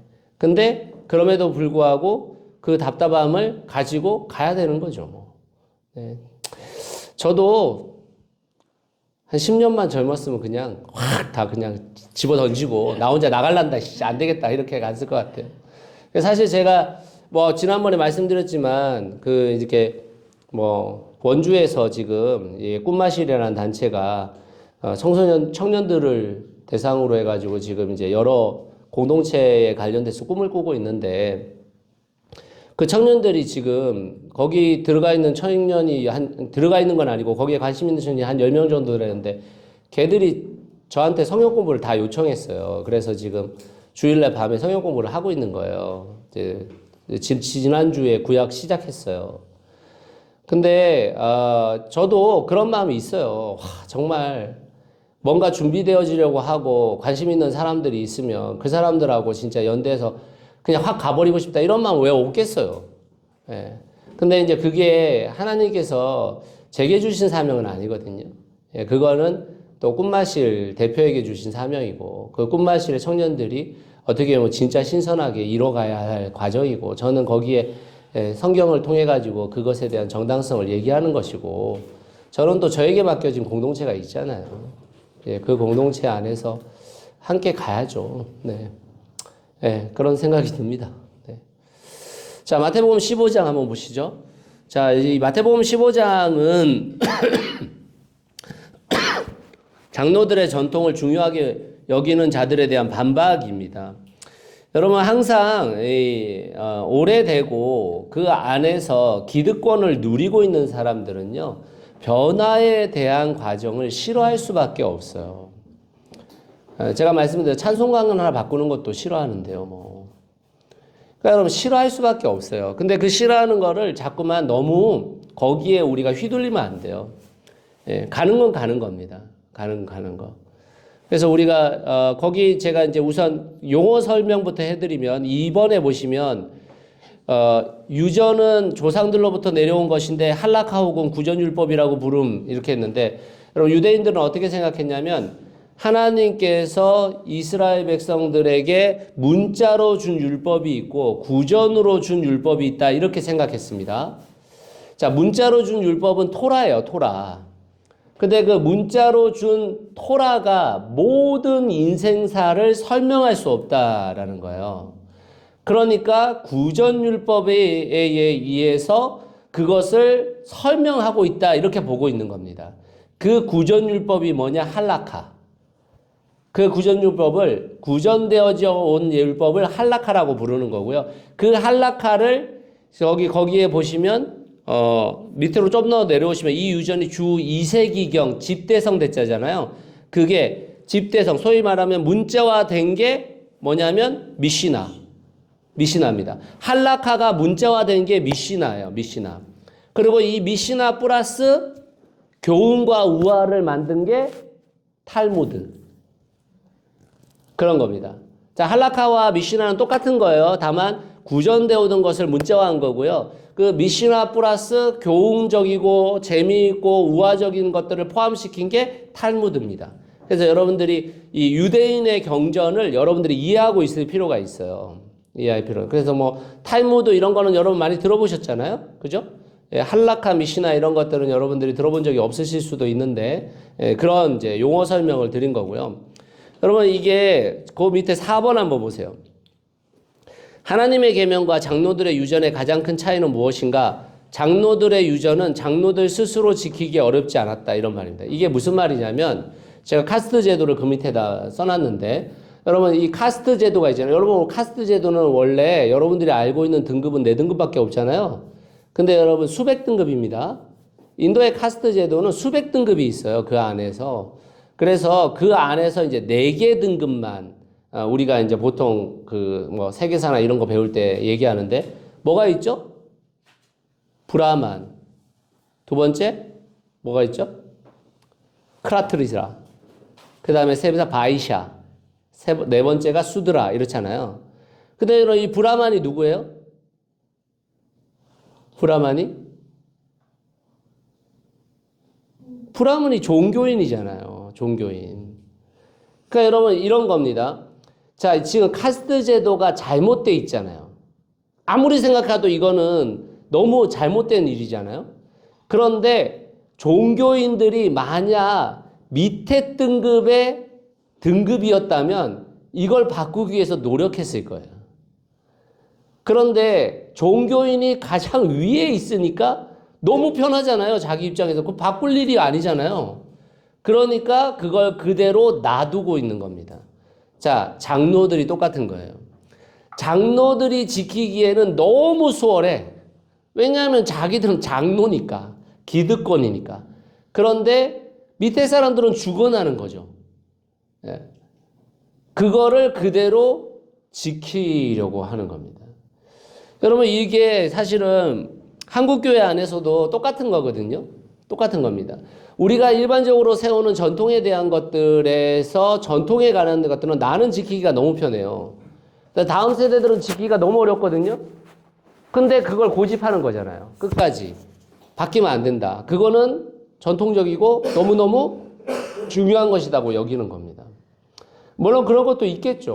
그렇지만 그 전통과 그 모든 것들이 그대로 유지돼야 된다라는 것은 사실은 잘못된 거예요. 여러분, 성경은 우리가 실제로 우리의 시대 안에서 변혁을 이뤄내야 된다라고 계속 얘기하고 있는 거예요. 그래서 여러분, 성경을 이 시대 가운데 볼 수 있어야 되는 거예요. 이 시대 가운데 내가 어떤 변혁을 통해서 성경의 실현을 이룰 것인가를 생각하지 않으면 과거에 지켜왔던 그런 전통들을 지키는 것이 가장 좋은 신앙일 거라고 생각하는 거죠. 더 큰 문제는 뭐예요? 여러분, 지금 한국교회는 목사 위주의 신앙인이란 말이에요. 제가 자주 말씀드리지만 한국교회 제일 좋은 신앙인이라고 평가되는 사람들은 목사처럼 사는 사람들이에요. 목사처럼. 모든 예배 하나도 안 빠지고, 예? 새벽 기도 다 나오고 막 이런 종교적 행위를 열심히 할 수 있는 사람이 사실은 뭐예요? 제일 좋은 신앙인인 겁니다. 그러니까 여러분, 목사는 직업이에요. 직업.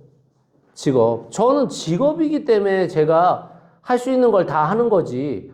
여러분들은 직업이 아니잖아요. 근데 그 직업을 하고 있는 직업인 목사하고 똑같이 해야 된다고 생각을 하는 거예요. 여러분, 이게 굉장히 무섭습니다. 왜 무섭냐면요. 목사들이 있잖아요. 안 그런 것 같은 목사들이 있잖아요. 저 같은 인간. 약간 안 그런 것 같아 보이잖아요. 예. 그렇게 보이나요? 아니면 그냥, 똑같은 인간이다, 이런 생각이 드나요? 그렇게 안 보이는 것 같은 인간이잖아요. 그런데 여러분, 성도하고 문제가 생기면요. 과거의 잣대로 돌아가요. 목회자들이. 예. 과거의 잣대로 또 돌아가 있어. 예. 자주 돌아가요. 자주. 그러니까 이게 여러분 굉장히 무서운 거예요. 전통과 이런 게 우리를 지배하고 있지 않은 것 같아 보이지만 사실은 그대로 지배하고 있습니다. 그대로. 그러니까 지금의 우리의 일상 가운데서 어떻게 살아가야 되는지에 대한 관심은 굉장히 떨어져 있고, 한국교회는 어떤 종교적 생활을 하는 것에 굉장히 큰 관심을 갖는 거거든요. 여러분 지금 보세요. 저기 지금 태극기 집회하시면서 거의 밤새시고 윤석열 잡아갈까봐 막 밤새서 거기 지키시고 막 침투까지 하시잖아요. 법원 막 다 강탈해버리고. 그러니까 여러분 아무도 책임져 주지 않는 그 선상에서 거의 백골단 역할을 감당하고 계시는 분들이시잖아요. 무섭습니다. 종교라는 게 엄청 무서운 거예요, 사실은. 그러니까 여러분 종교에 두려움이 딱 깃드는 그 순간 그 두려움은 뭐든지 할 수 있는 걸 만드는 거거든요. 이 신천지가 딱 그런 겁니다, 지금. 여러분 지금 그 박옥수? 구원파 있잖아요. 구원파, 하나님의 교회 이런 데는요. 머리 엄청 좋아요, 여러분. 지금 한국교회 지금 개신교 지금 이 전통파들은 진짜 무식한 거예요, 지금. 여러분, 지금 거기 김천대학교 넘어갔잖아요. 박옥수한테. 네, 완전히 다 넘어갔습니다. 여러분, 이게 종교 세탁시키는 거거든요. 종교 세탁. 국가에 관련되어진 것도 다 받아먹을 수 있단 말이에요. 김천대학이 원래 그 지역에 있는 대학 중에서 4위인가 5위예요. 그 자산율이. 엄청나게 자산율이 높은 대학이에요. 근데 그 대학 먹었거든요, 지금. 먹어가지고 여러분 다 신분 세탁 지금 다 하고 있습니다. 거기 안에서. 김천에서 여러분 여러 일들 다 하고 있고요. 지금 여러분 신천지가 여러분들 아무도 모르게 하고 있는 일들 뭔지 아세요? 전국 각지에 있는 무인도들 다 사고 있어요. 신천지가. 머리 엄청 좋아요, 여러분. 그러니까 한국교회는 지금요, 진짜 전통에 빠져가지고 지금 아무것도 못하고 있는 교회인 거예요. 아무것도.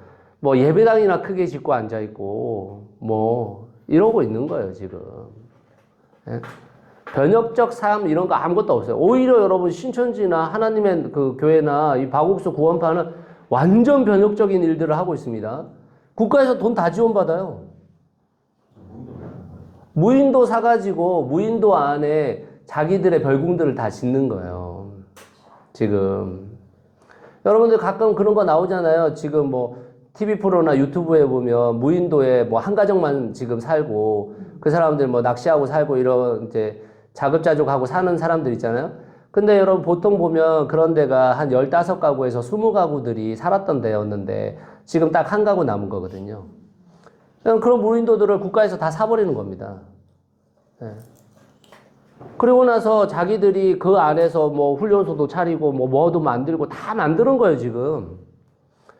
그게 여러분 평생 사는 건 어렵지만 가가지고 여러분 무인도가 얼마나 그 집 잘 지어져 있고 이래봐요.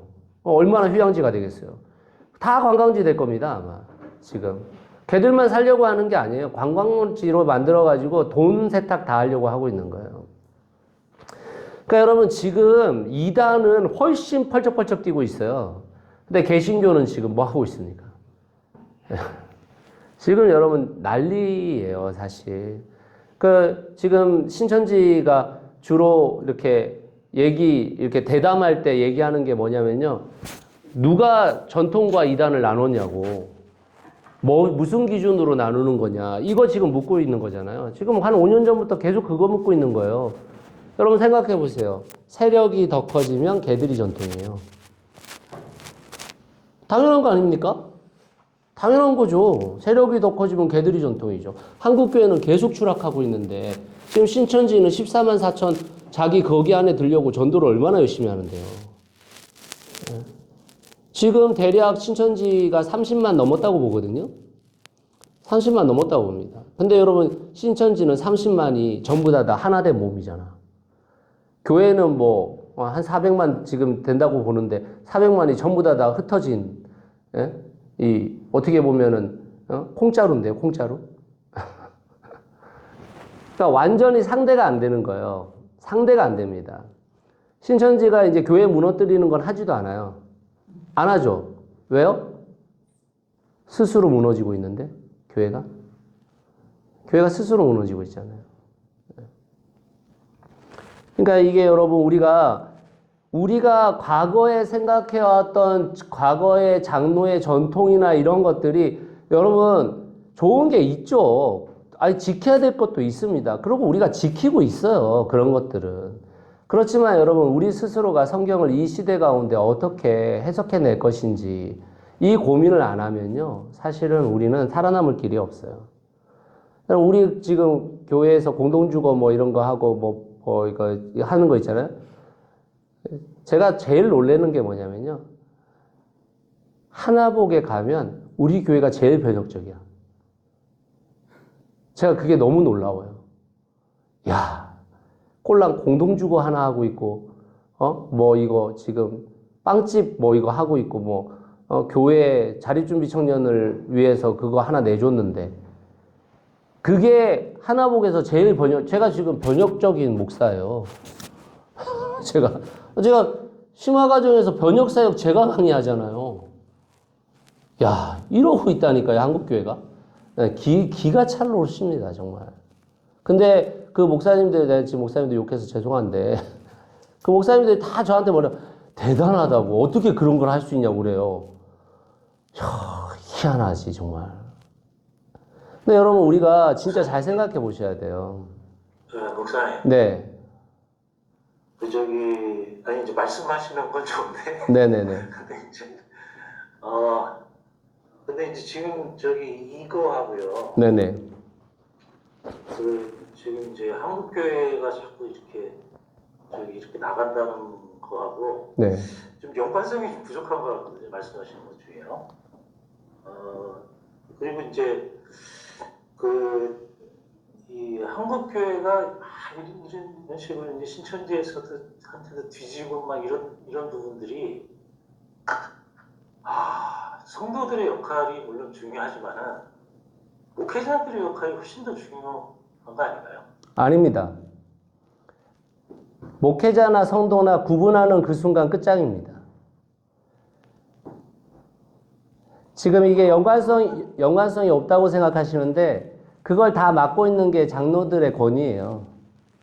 교회의 변혁에 관련되어져서 다 맡고 있는 게 장로들입니다. 지금. 근데 그거를 네. 또 잘 교육을 시키고 변혁을 시키고 하는 것들이 네. 그러니까 이제 기존에 저기 막 그 보수주의자들 그런 걸로 가득 차 있는 교회를 보면은 네.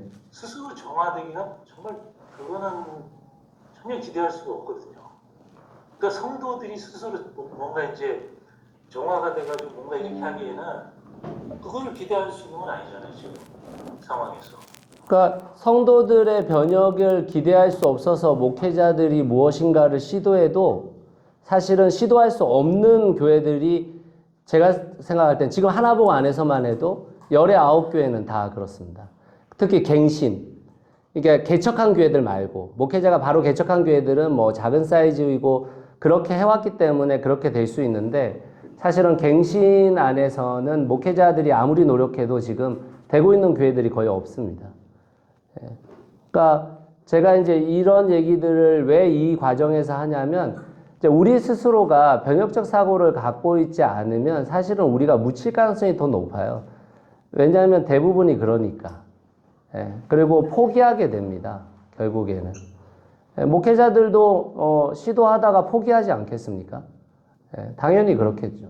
그래서 지금 이제 제가 이제 이 장로들의 유전이나 이런 것들이 결국 성경을 보면 예수 그리스도의 그 길도 장로들의 유전과 전통에 의해서 계속 가로막히잖아요. 싸움이 계속 벌어지잖아요. 그래서 제가 이제 말씀드리는 건 여기 계신 우리 지금 같이 공부를 하시는 분들은 이제 그런 것들에 대해서 이 시대 가운데 어떻게 예수 그리스도를 이 땅 가운데서 실현해낼 수 있는지를 고민해 달라. 그게 이제 목회자의 몫이기도 하지만 성도들의 몫이기도 합니다. 그리고 저는 그 김영구 목사님의 나들목교회를 보면 저는 그렇다고 생각해요. 김영구 목사님이 꿈꿨던 거는 거기까지가 아니었는데 성도들이 훨씬 더 가주셨어요. 성도들이. 그러니까 저는 목회자에 의해서 만들어지는 공동체가 아니라 성도들의 변혁적 사고를 통해서 훨씬 더 확장될 수 있다라는 것을 나들목교회를 보면서 많이 알게 됐거든요. 그래서 성도님들이 그런 생각을 이해를 하고요. 네네. 그러니까 이제 사실은 저희 교회 같은 경우도 네네. 근데 이제 하나복이나 이런 부분들을 목사님께서 이제 그거를 도입을 하셔가지고 시작을 하셔서 물론 시간은 좀 걸렸지만은 이런 어떤 그 변혁을 조금씩 이루어가시는 거 아니에요? 네네. 그 이제 시작적인 측면에서의 어떤 중요성 측면에서 저는 좀 얘기를 하고 싶은 거고요. 네네. 그 이후에 그 목사 혼자 다 잘해라 이런 얘기는 절대 아니니까 그런 곡해하지 마시고요. 뭐 곡해할 만큼 제가 네. 아니 그렇습니다. 네. 네. 왜냐면 이제 이제 저기 뭐라 그럴까요? 아까 여러 가지 교회 문제에 있어서 이제 말씀을 하실 때 사실은 네네. 한국 교회가 이렇다라는 것에 대해서 이제 우리가 물론 그런 것들을 하도 많이 들어가지고 네네. 저기 뭐 알아야 되는 부분이 있는데 그걸 하도 많이 들으니까 네. 아니 말씀하실 때 한국 교회라고 이제 말씀을 꼭 그렇게 하셔야 되나? 그럼 어떻게 할까요? 이게 무슨 말이냐면요. 네네. 우리 교회에서의 어떤 문제점, 우리가 고쳐나가야 될 것들, 이런 것들도 좀 같이 말씀을 하시는 게 좋지 않나라는 생각이 네. 저는 좀 들거든요. 그러니까 네. 굉장히 이제 한국 교회가 어떻고 저떻고 막 이렇게 말씀하시면은 우리는 되게 잘하는 것처럼 느껴진단 말이에요. 전혀 아닙니다. 네네.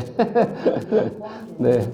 한국 교회를 제가 자주 말씀드리지만 죄송합니다. 배터리가 지금 왔다 갔다 해서 한국 교회를 제가 자주 말씀드리지만 사실은 한국 교회 안에 저희 교회가 완전히 포함되어 있고요. 제가 한국 교회라고 하는 이유는 다만 그게 우리 교회의 어떤 하나의 교회가 변화된다고 해가지고 그것이 우리의 사명이 아니고 사실은 우리가 이 그리스도인으로서 한국 교회를 걱정해야 되고 한국 교회의 전체를 보고 우리가 해야 될 일들을 찾아가야 된다고 저는 생각해요. 우리 교회 하나 갱신된다고 해가지고 그건 당연히 필요한 것이지만 그거 외부적으로도 우리는 가야 된다라는 생각을 갖고 있기 때문에 한국교회라는 얘기를 쓰는 거고, 그러니까 한국교회는 저는 뭐 한국교회 얘기할 때 저희 교회 당연히 포함된 거고, 저희 교회 뭐 아니 솔직히 저희 교회가 뭘 잘하고 잘 못하고 이런 것을 논할 수 있을 만큼 뭘 하고 있는 건 아니잖아요. 그래서 저는 어쨌든 제가 한국교회라는 얘기를 쓰는 것은 저는 새누리 3교회의 목사이기도 하지만 결국 한국교회 안에서의 목사라고도 저는 생각해요. 그래서 제가 하나복에서 다른 역할들도 하고 있는 거고요. 만약에 우리 교회만 생각하면 하나복에서 제가 역할을 뭐하러 하겠습니까? 아무것도 안 하고 우리 교회만 생각하고 하면 되죠.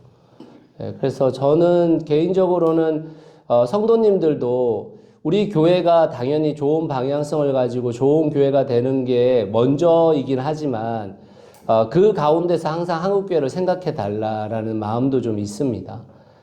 그래서 저는 요번에 이제 여기 계신 분들 포함해서 풍산기 입금이까지 하신 분들한테 6월에 있을 본강좌를 여러분들이 꼭 좀 참석해 달라고 부탁을 하고 있는 거예요.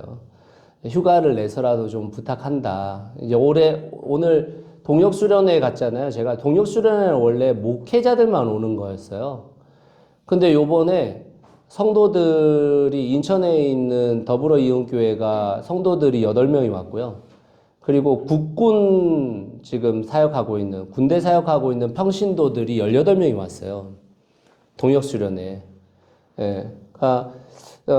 사실 뭐 나중에 한번 또 설명할 일이 있겠지만 군사역이 지금 엄청난 파장을 일으키고 있더라고요, 하나복이.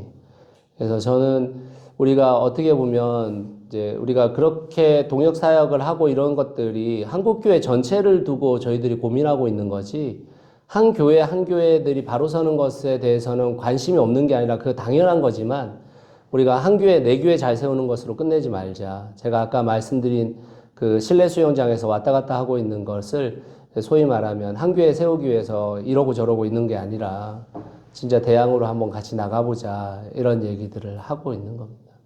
네. 그렇게 좀 알아주셨으면 좋겠습니다. 제가 뭐 이제 오해 있게 말씀드린 것도 있을 수 있는데 제 마음에 단순히 새누리 상교회의 이야기가 아니라 가보니까 다 저희들의 동료들이고 저희들하고 함께 생활이 다 섞여 있었던 사람들이잖아요. 그래서 그런 이제 의도에서 좀 말씀드린 거라고 생각해 주시면 감사하겠습니다. 자, 거기 3번 정결법 논쟁을 통해서 바리새인들의 관계는 어떻게 되었을까? 정결법 논쟁을 통해서 바리새인의 대립관계가 형성되었습니다. 제자들하고. 그래서 계속해서 아마 우리가 정말 예수 그리스도를 따라가는 것은 어떤 상황에서도 대립이 이루어질 가능성들이 되게 높다. 지금의 시대라고 달라지지 않았다, 이런 생각이 들고요. 4번 비유를 설명해 달라는 베드로가 있습니다.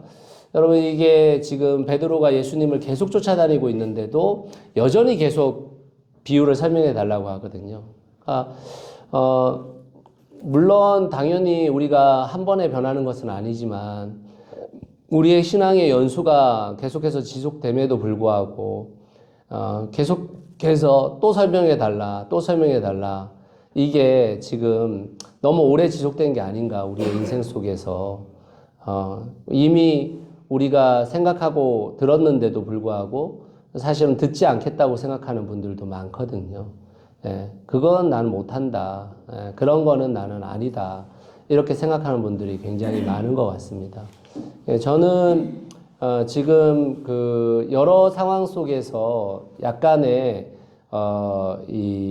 그 목회자 세계 속에서 이제 제가 원래 머물렀던 목회자 세계, 침례교라는 목회자 세계, 그리고 새누리 교회에서 사역하면서 이렇게 같이 만나진 10여 명의 이 사역자들, 이런 사람들 사이에서 저는 사실 약간의 왕따입니다.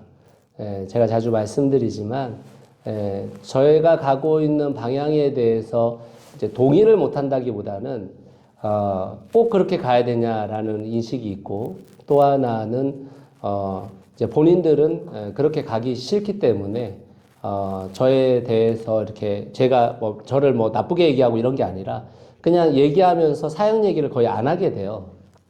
예. 본인들하고는 사역의 얘기들을 많이 하시는데 저는 이제 그 얘기를 낄 때 사역에 대한 얘기들이 거의 얘기가 이루어지지 않고 과거에 새누리 3교회가 같이 연합해서 사역했었던 세종에 있는 여러 교회들을 사역하여서도 저희들은 저희 교회만 이제 지금 안 하고 있는 거거든요. 다른 교회들은 여전히 하고 있습니다. 이제 저희가 싫어서 안 한다기보다는 이제 다른 결성들이 이루어진 거예요. 근데 이제 재밌는 건 뭐냐면 내년도에 이제 올해 본강자 6월에 진행되잖아요.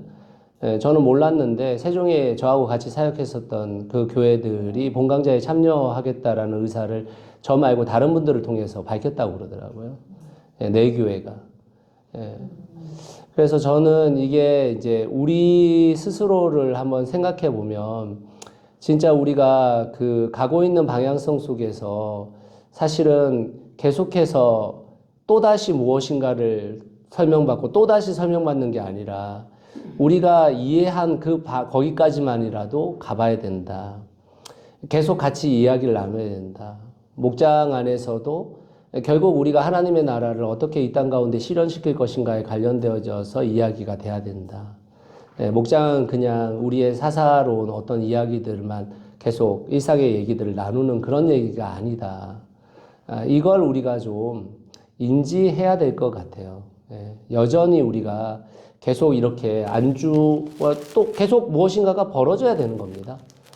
그래서 그런 부분에 있어서 베드로의 이 비유에 대한 설명도 우리가 좀 베드로가 이제 그 이후에 정말 하나님 앞에 자신의 전신을 들여서 살아갔던 그 모습처럼 우리들도 스스로 한번 또 갱신하고 또 전환할 그 시간들이 필요할 것 같습니다. 자, 그 다음에 5번 보십시오. 귀신 들린 딸을 둔 가나안 여인과의 만남이 있습니다. 그 만남 속에서 이 여인은 이제 이방인 여인이잖아요. 이방인 여인. 이방인 여인에 대해서 예수 그리스도께서 배제하는 느낌이 든단 말이에요. 근데 이제 배제라기보다는 우선순위의 문제에 있어서 예수님은 계속해서 이스라엘 백성들이 변화되어지면 자연히 그들을 통해서 이 이방 민족들이 변화가 이루어질 것이다. 그래서 순서적 명령을 이야기하고 있는 부분들이 상당수 많습니다. 그럼에도 불구하고 그 여인이 예수님에게 매달리고 예수 그리스도를 주라고 고백하게 되니까 예수님께서 그 일들을 또 진행하시잖아요. 그러니까 저는 요번에 좀 제 마음속에 깊이 와닿았던 것은 우리는 사실은 우리는이라기보다는 저한테 적용하자면 저는 사실 깜냥이 안 되는 사람이거든요. 그런데 하나님께서 그 깜냥이 안 되는 우리들을 부르신 거거든요. 사랑, 하나님 예수 그리스도의 그 사랑이라는 것이 우리가 깊이 인식이 안 되면 사실은 이 일들을 감당할 수가 없습니다. 여러분 우리가 뭔가를 갖춰가지고 내가 좀 갖춰져 있고 내가 뭔가 좀 대단히 뭔가를 할 수 있는 사람이라서 하는 게 아니고 사실은 우리는 그럴 만한 능력도 없고 그럴 만한 사실은 연수도 안 되고 안 되는 게 많은데도 불구하고 하나님께서 우리를 불러주신 거잖아요. 그래서 그 부르신 가운데서 우리가 정말 겸손히 나아가야 될 것 같아요. 겸손하지 않으면 정말 하나님께서 우리를 사용할 이유가 없습니다. 근데 많은 경우에 살펴보면 이렇게 자기가 드러나지기를 원하고 내가 무엇인가를 했다라는 것의 인식이 많은 사람들을 자주 만나게 됩니다. 그게 아니라 하나님께서 우리 가운데서 그 일들을 할 수 있도록 도우시고 계시다라는 것을 우리가 인지하고 이렇게 이방 여인처럼 겸손히 하나님 앞에 엎드려야 하나님께서 우리를 또 사용하시고 주님께서 우리가 가고자 하는 방향 속에서 우리와 함께 하시는 것들을 볼 수 있지 않을까 이런 이제 생각들을 하게 만드는 그런 부분이라고 보시면 될 것 같습니다. 자, 7번 4,000명을 먹이신가 아까 잠깐 말씀드렸습니다. 그래서 7병이어죠. 7병이요. 7병이어 안에서 우리가 좀 이해할 필요가 있고요. 이 광주리 7광주리가 남았다라는 것은 이제 그 아까 말씀드린 대로 이 이스라엘을 둘러싸고 있는 민족들을 7부족으로 보고 있는 거거든요. 그러니까 이제 이방인들까지도 남김없이 하나님께서 먹이실 것이다. 이런 것들에 대한 표현이라고 보시면 됩니다. 그래서 오병이어와 칠병이어가 이 마태복음에 함께 공존하고 있다라는 것을 우리가 좀 생각하면서 하나님은 이방인들 아까 이제 가나안 여인에 관련돼서는 마치 이방인을 약간 배제하고 이스라엘에 우선순위를 두고 있는 것 같아 보이지만 결국에 하나님께서는 이 세상에 하나님께서 창조하신 모든 사람들에게 그 기회를 주고자 원하시고 그 길들이 열려지기를 바라고 계시는 거죠. 그런 면에 있어서 하나님께서 이제 우리가 그 잘 아는 바울을 선택하고 그 바울을 통해서 하나님의 일하심을 보는 것은 굉장히 큰 감격적인 일입니다. 우리가 사실 이방인이잖아요. 우리는 그런 면에 있어서 바울의 그 사역 속에서 하나님이 함께하시고 그 사역의 현장이 넓어지고 있다라는 것 자체가 우리에게도 좀 큰 희망이 될 거라는 생각이 듭니다. 그렇지만 바울을 생각할 때마다 좀 고민이 되는 것은 바울은 그 시대에 인정받은 존재가 아니다. 바울은 그 시대에는 훨씬 더 많은 핍박이 있었을 뿐더러 같은 편으로서 같은 신앙인으로서 지키고 있는 사람들에게도 조롱을 많이 당한 사람이다. 그런 면에 있어서 지금의 우리의 사역이나 우리의 삶도 충분히 그럴 수 있다. 충분히. 그래서 그런 면에 있어서 좀 우리가 이 땅 가운데 좀 어려움이 닥치고 좀 마음에 안 드는 부분들이 있고 또 실제로 좀 더딘 것 같아 보이고 여러 상황들이 펼쳐졌을 때 그때 좀 바울을 기억할 필요가 있지 않을까 이런 생각들 저는 개인 스스로는 좀 하게 되는 것 같습니다. 그래서 여러분 안에서도 물론 하나님의 나라를 이루기 위해서 힘쓰고 애쓰는 분들이 많이 계시지만 그때 또 닥쳐오는 여러 상황들 안에서 좀 바울을 기억하면서 우리 자신을 좀 잘 잡고 걸어갈 수 있으면 좋겠다 이런 생각들을 하게 됩니다. 자, 거기 마지막에 마무리해 보시면 어제 입은 은혜도 있고 살아가는 사람들의 태도는 우리들의 모습과 다른가. 사실 이제 우리가 생각해 보면 사실 우리는 굉장히 큰 은혜를 입은 사람들이에요. 저는 그렇게 생각합니다. 여기 있는 분들 중에 단 한 명도 하나님의 은혜 없이 여기까지 온 사람 없다고 저는 생각해요. 그게 또 신앙인으로서 당연히 깨달아지는 바겠죠. 그런데 우리가 정말 은혜를 모르고 살아갈 때가 너무 많아요. 은혜를 모르고 살아갈 때가. 오늘에 처해 있는 이 상황 속에서 너무 불만이 많고 너무 불화가 많습니다. 우리가 정말 하나님의 나라를 이뤄가려면요. 그런 태도를 우리가 바꿔가야 됩니다. 그래서 그런 결단하는 거예요, 여러분. 내 스스로 내 입으로 누군가를 욕하지 않겠다. 누군가 비방하지 않겠다. 제가 비판과 비방을 다르게 생각하는 겁니다. 저는 비판해야 된다고 생각해요. 근데 비판이 아무 대안 없는 비판이면 안 되고 대안을 제시하는 비판이어야 될 거라고 생각하지만 비방은 좀 다른 겁니다. 비방은 우리가 스스로 특히 우리 안에 동역자로 세운 형제 자매들을 대상으로 우리가 비방하는 것들은 좋은 게 아니에요. 그리고 비교하면서 자기 우위에 서는 것은 더더욱 좋은 게 아닙니다. 아무리 내가 누군가와는 다른 삶을 살고 있더라 하더라도 그 다른 삶은 당연히 겸손을 바탕으로 예수 그리스도를 따라가는 겁니다. 그래서 우리 안에서 그런 것만 사라져도 사실은 정말 한국교회 또 우리 교회는 달라질 겁니다. 근데 그게 너무 많아요. 서로 비교하고 또 뭐 목장끼리도 비교를 하고 뭐 또 어떻게 보면 누군가와 어떤 문제가 생기면은 화해가 안 되고 이런 게 우리 안에서 정말 어떻게 보면 작은 것 같아 보이지만 굉장히 큰 겁니다. 그게 저는 이제 주일날 제가 앞에 서면 성도들의 모습을 다 보잖아요. 성도들의 모습을. 여러분 이게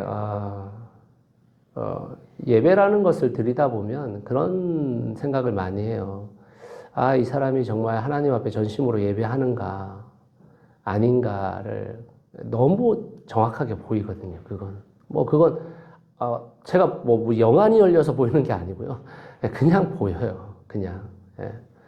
근데 여러분 잘 생각해 보시면 내가 하나님 앞에서 예배할 때 내 태도 자체가 하나님께 예배하지 않잖아요. 그러면 여러분 자기 혼자 죽는 게 아니에요. 옆 사람 다 죽여요. 옆 사람 다 죽입니다. 예. 옆 사람 다 죽이잖아요. 거기에 다 신경 쓰게 만들고. 그러니까 전심으로 예배 드리는 것을 진짜 여러분 우리가 해야 됩니다. 여러분 우리 영아부실도 영아부 엄마들이 영아부실을 지켜내야 돼요. 여러분 그거 여러분들이 정확하게 이해하셔야 돼요. 영아부 엄마들이 그거 못 지켜내고 있는 거예요. 다른 사람 들어오면 막 예배 시간에 딴 사람 얘기하고 막.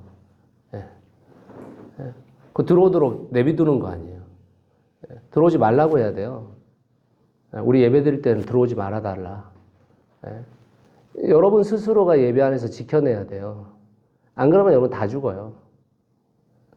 우리가 여러분 항상 생각해야 됩니다. 공동체를 이루겠다라는 것은 내 하나의 태도가 공동체를 죽일 수 있다라는 것을 생각하셔야 됩니다. 근데 우리는 그런 거 생각 안 해요. 하나님 앞에 예배 드릴 때 전심으로 예배 드려야 돼요. 정말 여러분 잘 생각해 보세요. 내가 지금 하나님 앞에 예배를 드리고 있는데 어떤 생각을 하는 겁니까? 그러니까 결국에는 어제의 은혜를 까먹고 있는 거거든요. 오늘의 은혜도 다 까먹고 있는 겁니다. 여러분들이 아무리 잘 나가도 여러분들이 뭐 대단한 뭔가를 갖추고 있고 뭐 대단한 학력을 갖고 있고 뭐 돈을 얼마를 갖고 있고 여러분 얼마 안 남았어요. 얼마 안 남았습니다. 그렇지 않겠어요? 지금의 하나님의 은혜를 경험하고 하나님 앞에 내 자신을 엎드리게 만들어야 내가 살지. 우리도 살고. 그래서 어제 그 찬양 인도하시는 목사님께서 그렇게 얘기하시더라고요. 우리가 정말 적나라한 예배를 좀 드려봅시다. 이렇게 얘기하시더라고요.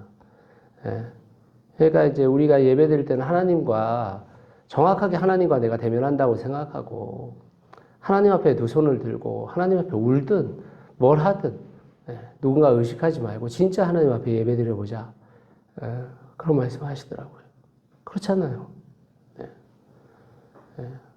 교회 올 때 너무 여러분 이렇게 다른 생각하고 오지 마세요. 내가 오늘 하나님 앞에 예배하겠다. 정말 하나님께 내 예배를 드려보고 싶다. 내가 하나님이 받으시는 예배 드려보고 싶다. 그건 사실은 어제의 은혜를 기억한 사람이 오늘 그 예배를 드릴 수 있는 겁니다. 그래서 오늘의 그 은혜를 까먹지 마셔라. 어제의 은혜를 잊으시면 오늘의 은혜를 다 까먹는 거예요. 돼버리거든요. 그래서 우리가 좀 여기 같이 공부하시는 분들이 정말 교회다움을 지켜내기 위해서 그리고 정말 우리가 함께 된 공동체로서 이 땅에 하나님의 나라를 이루고 싶다면 우리의 기본 자세들이 바뀌지 않는 한 사실은 이루면 이룰수록 불화가 더 세질 수 있습니다. 그런 생각들을 여러분들과 좀 나눕니다. 14장, 15장을 통해서 예수 그리스도가 걸어가시면서 계속해서 어려움들이 터지잖아요. 그건 사실은 계속해서 그 가운데서 예수 그리스도가 참된 예배가 뭔지, 정말 참된 삶이 뭔지를 우리한테 들려주고 있는 거거든요. 그래서 좀 그런 14장, 15장을 좀 여러분들과 나누고 싶었습니다. 혹시 질문 있으시면 질문 또 받겠습니다.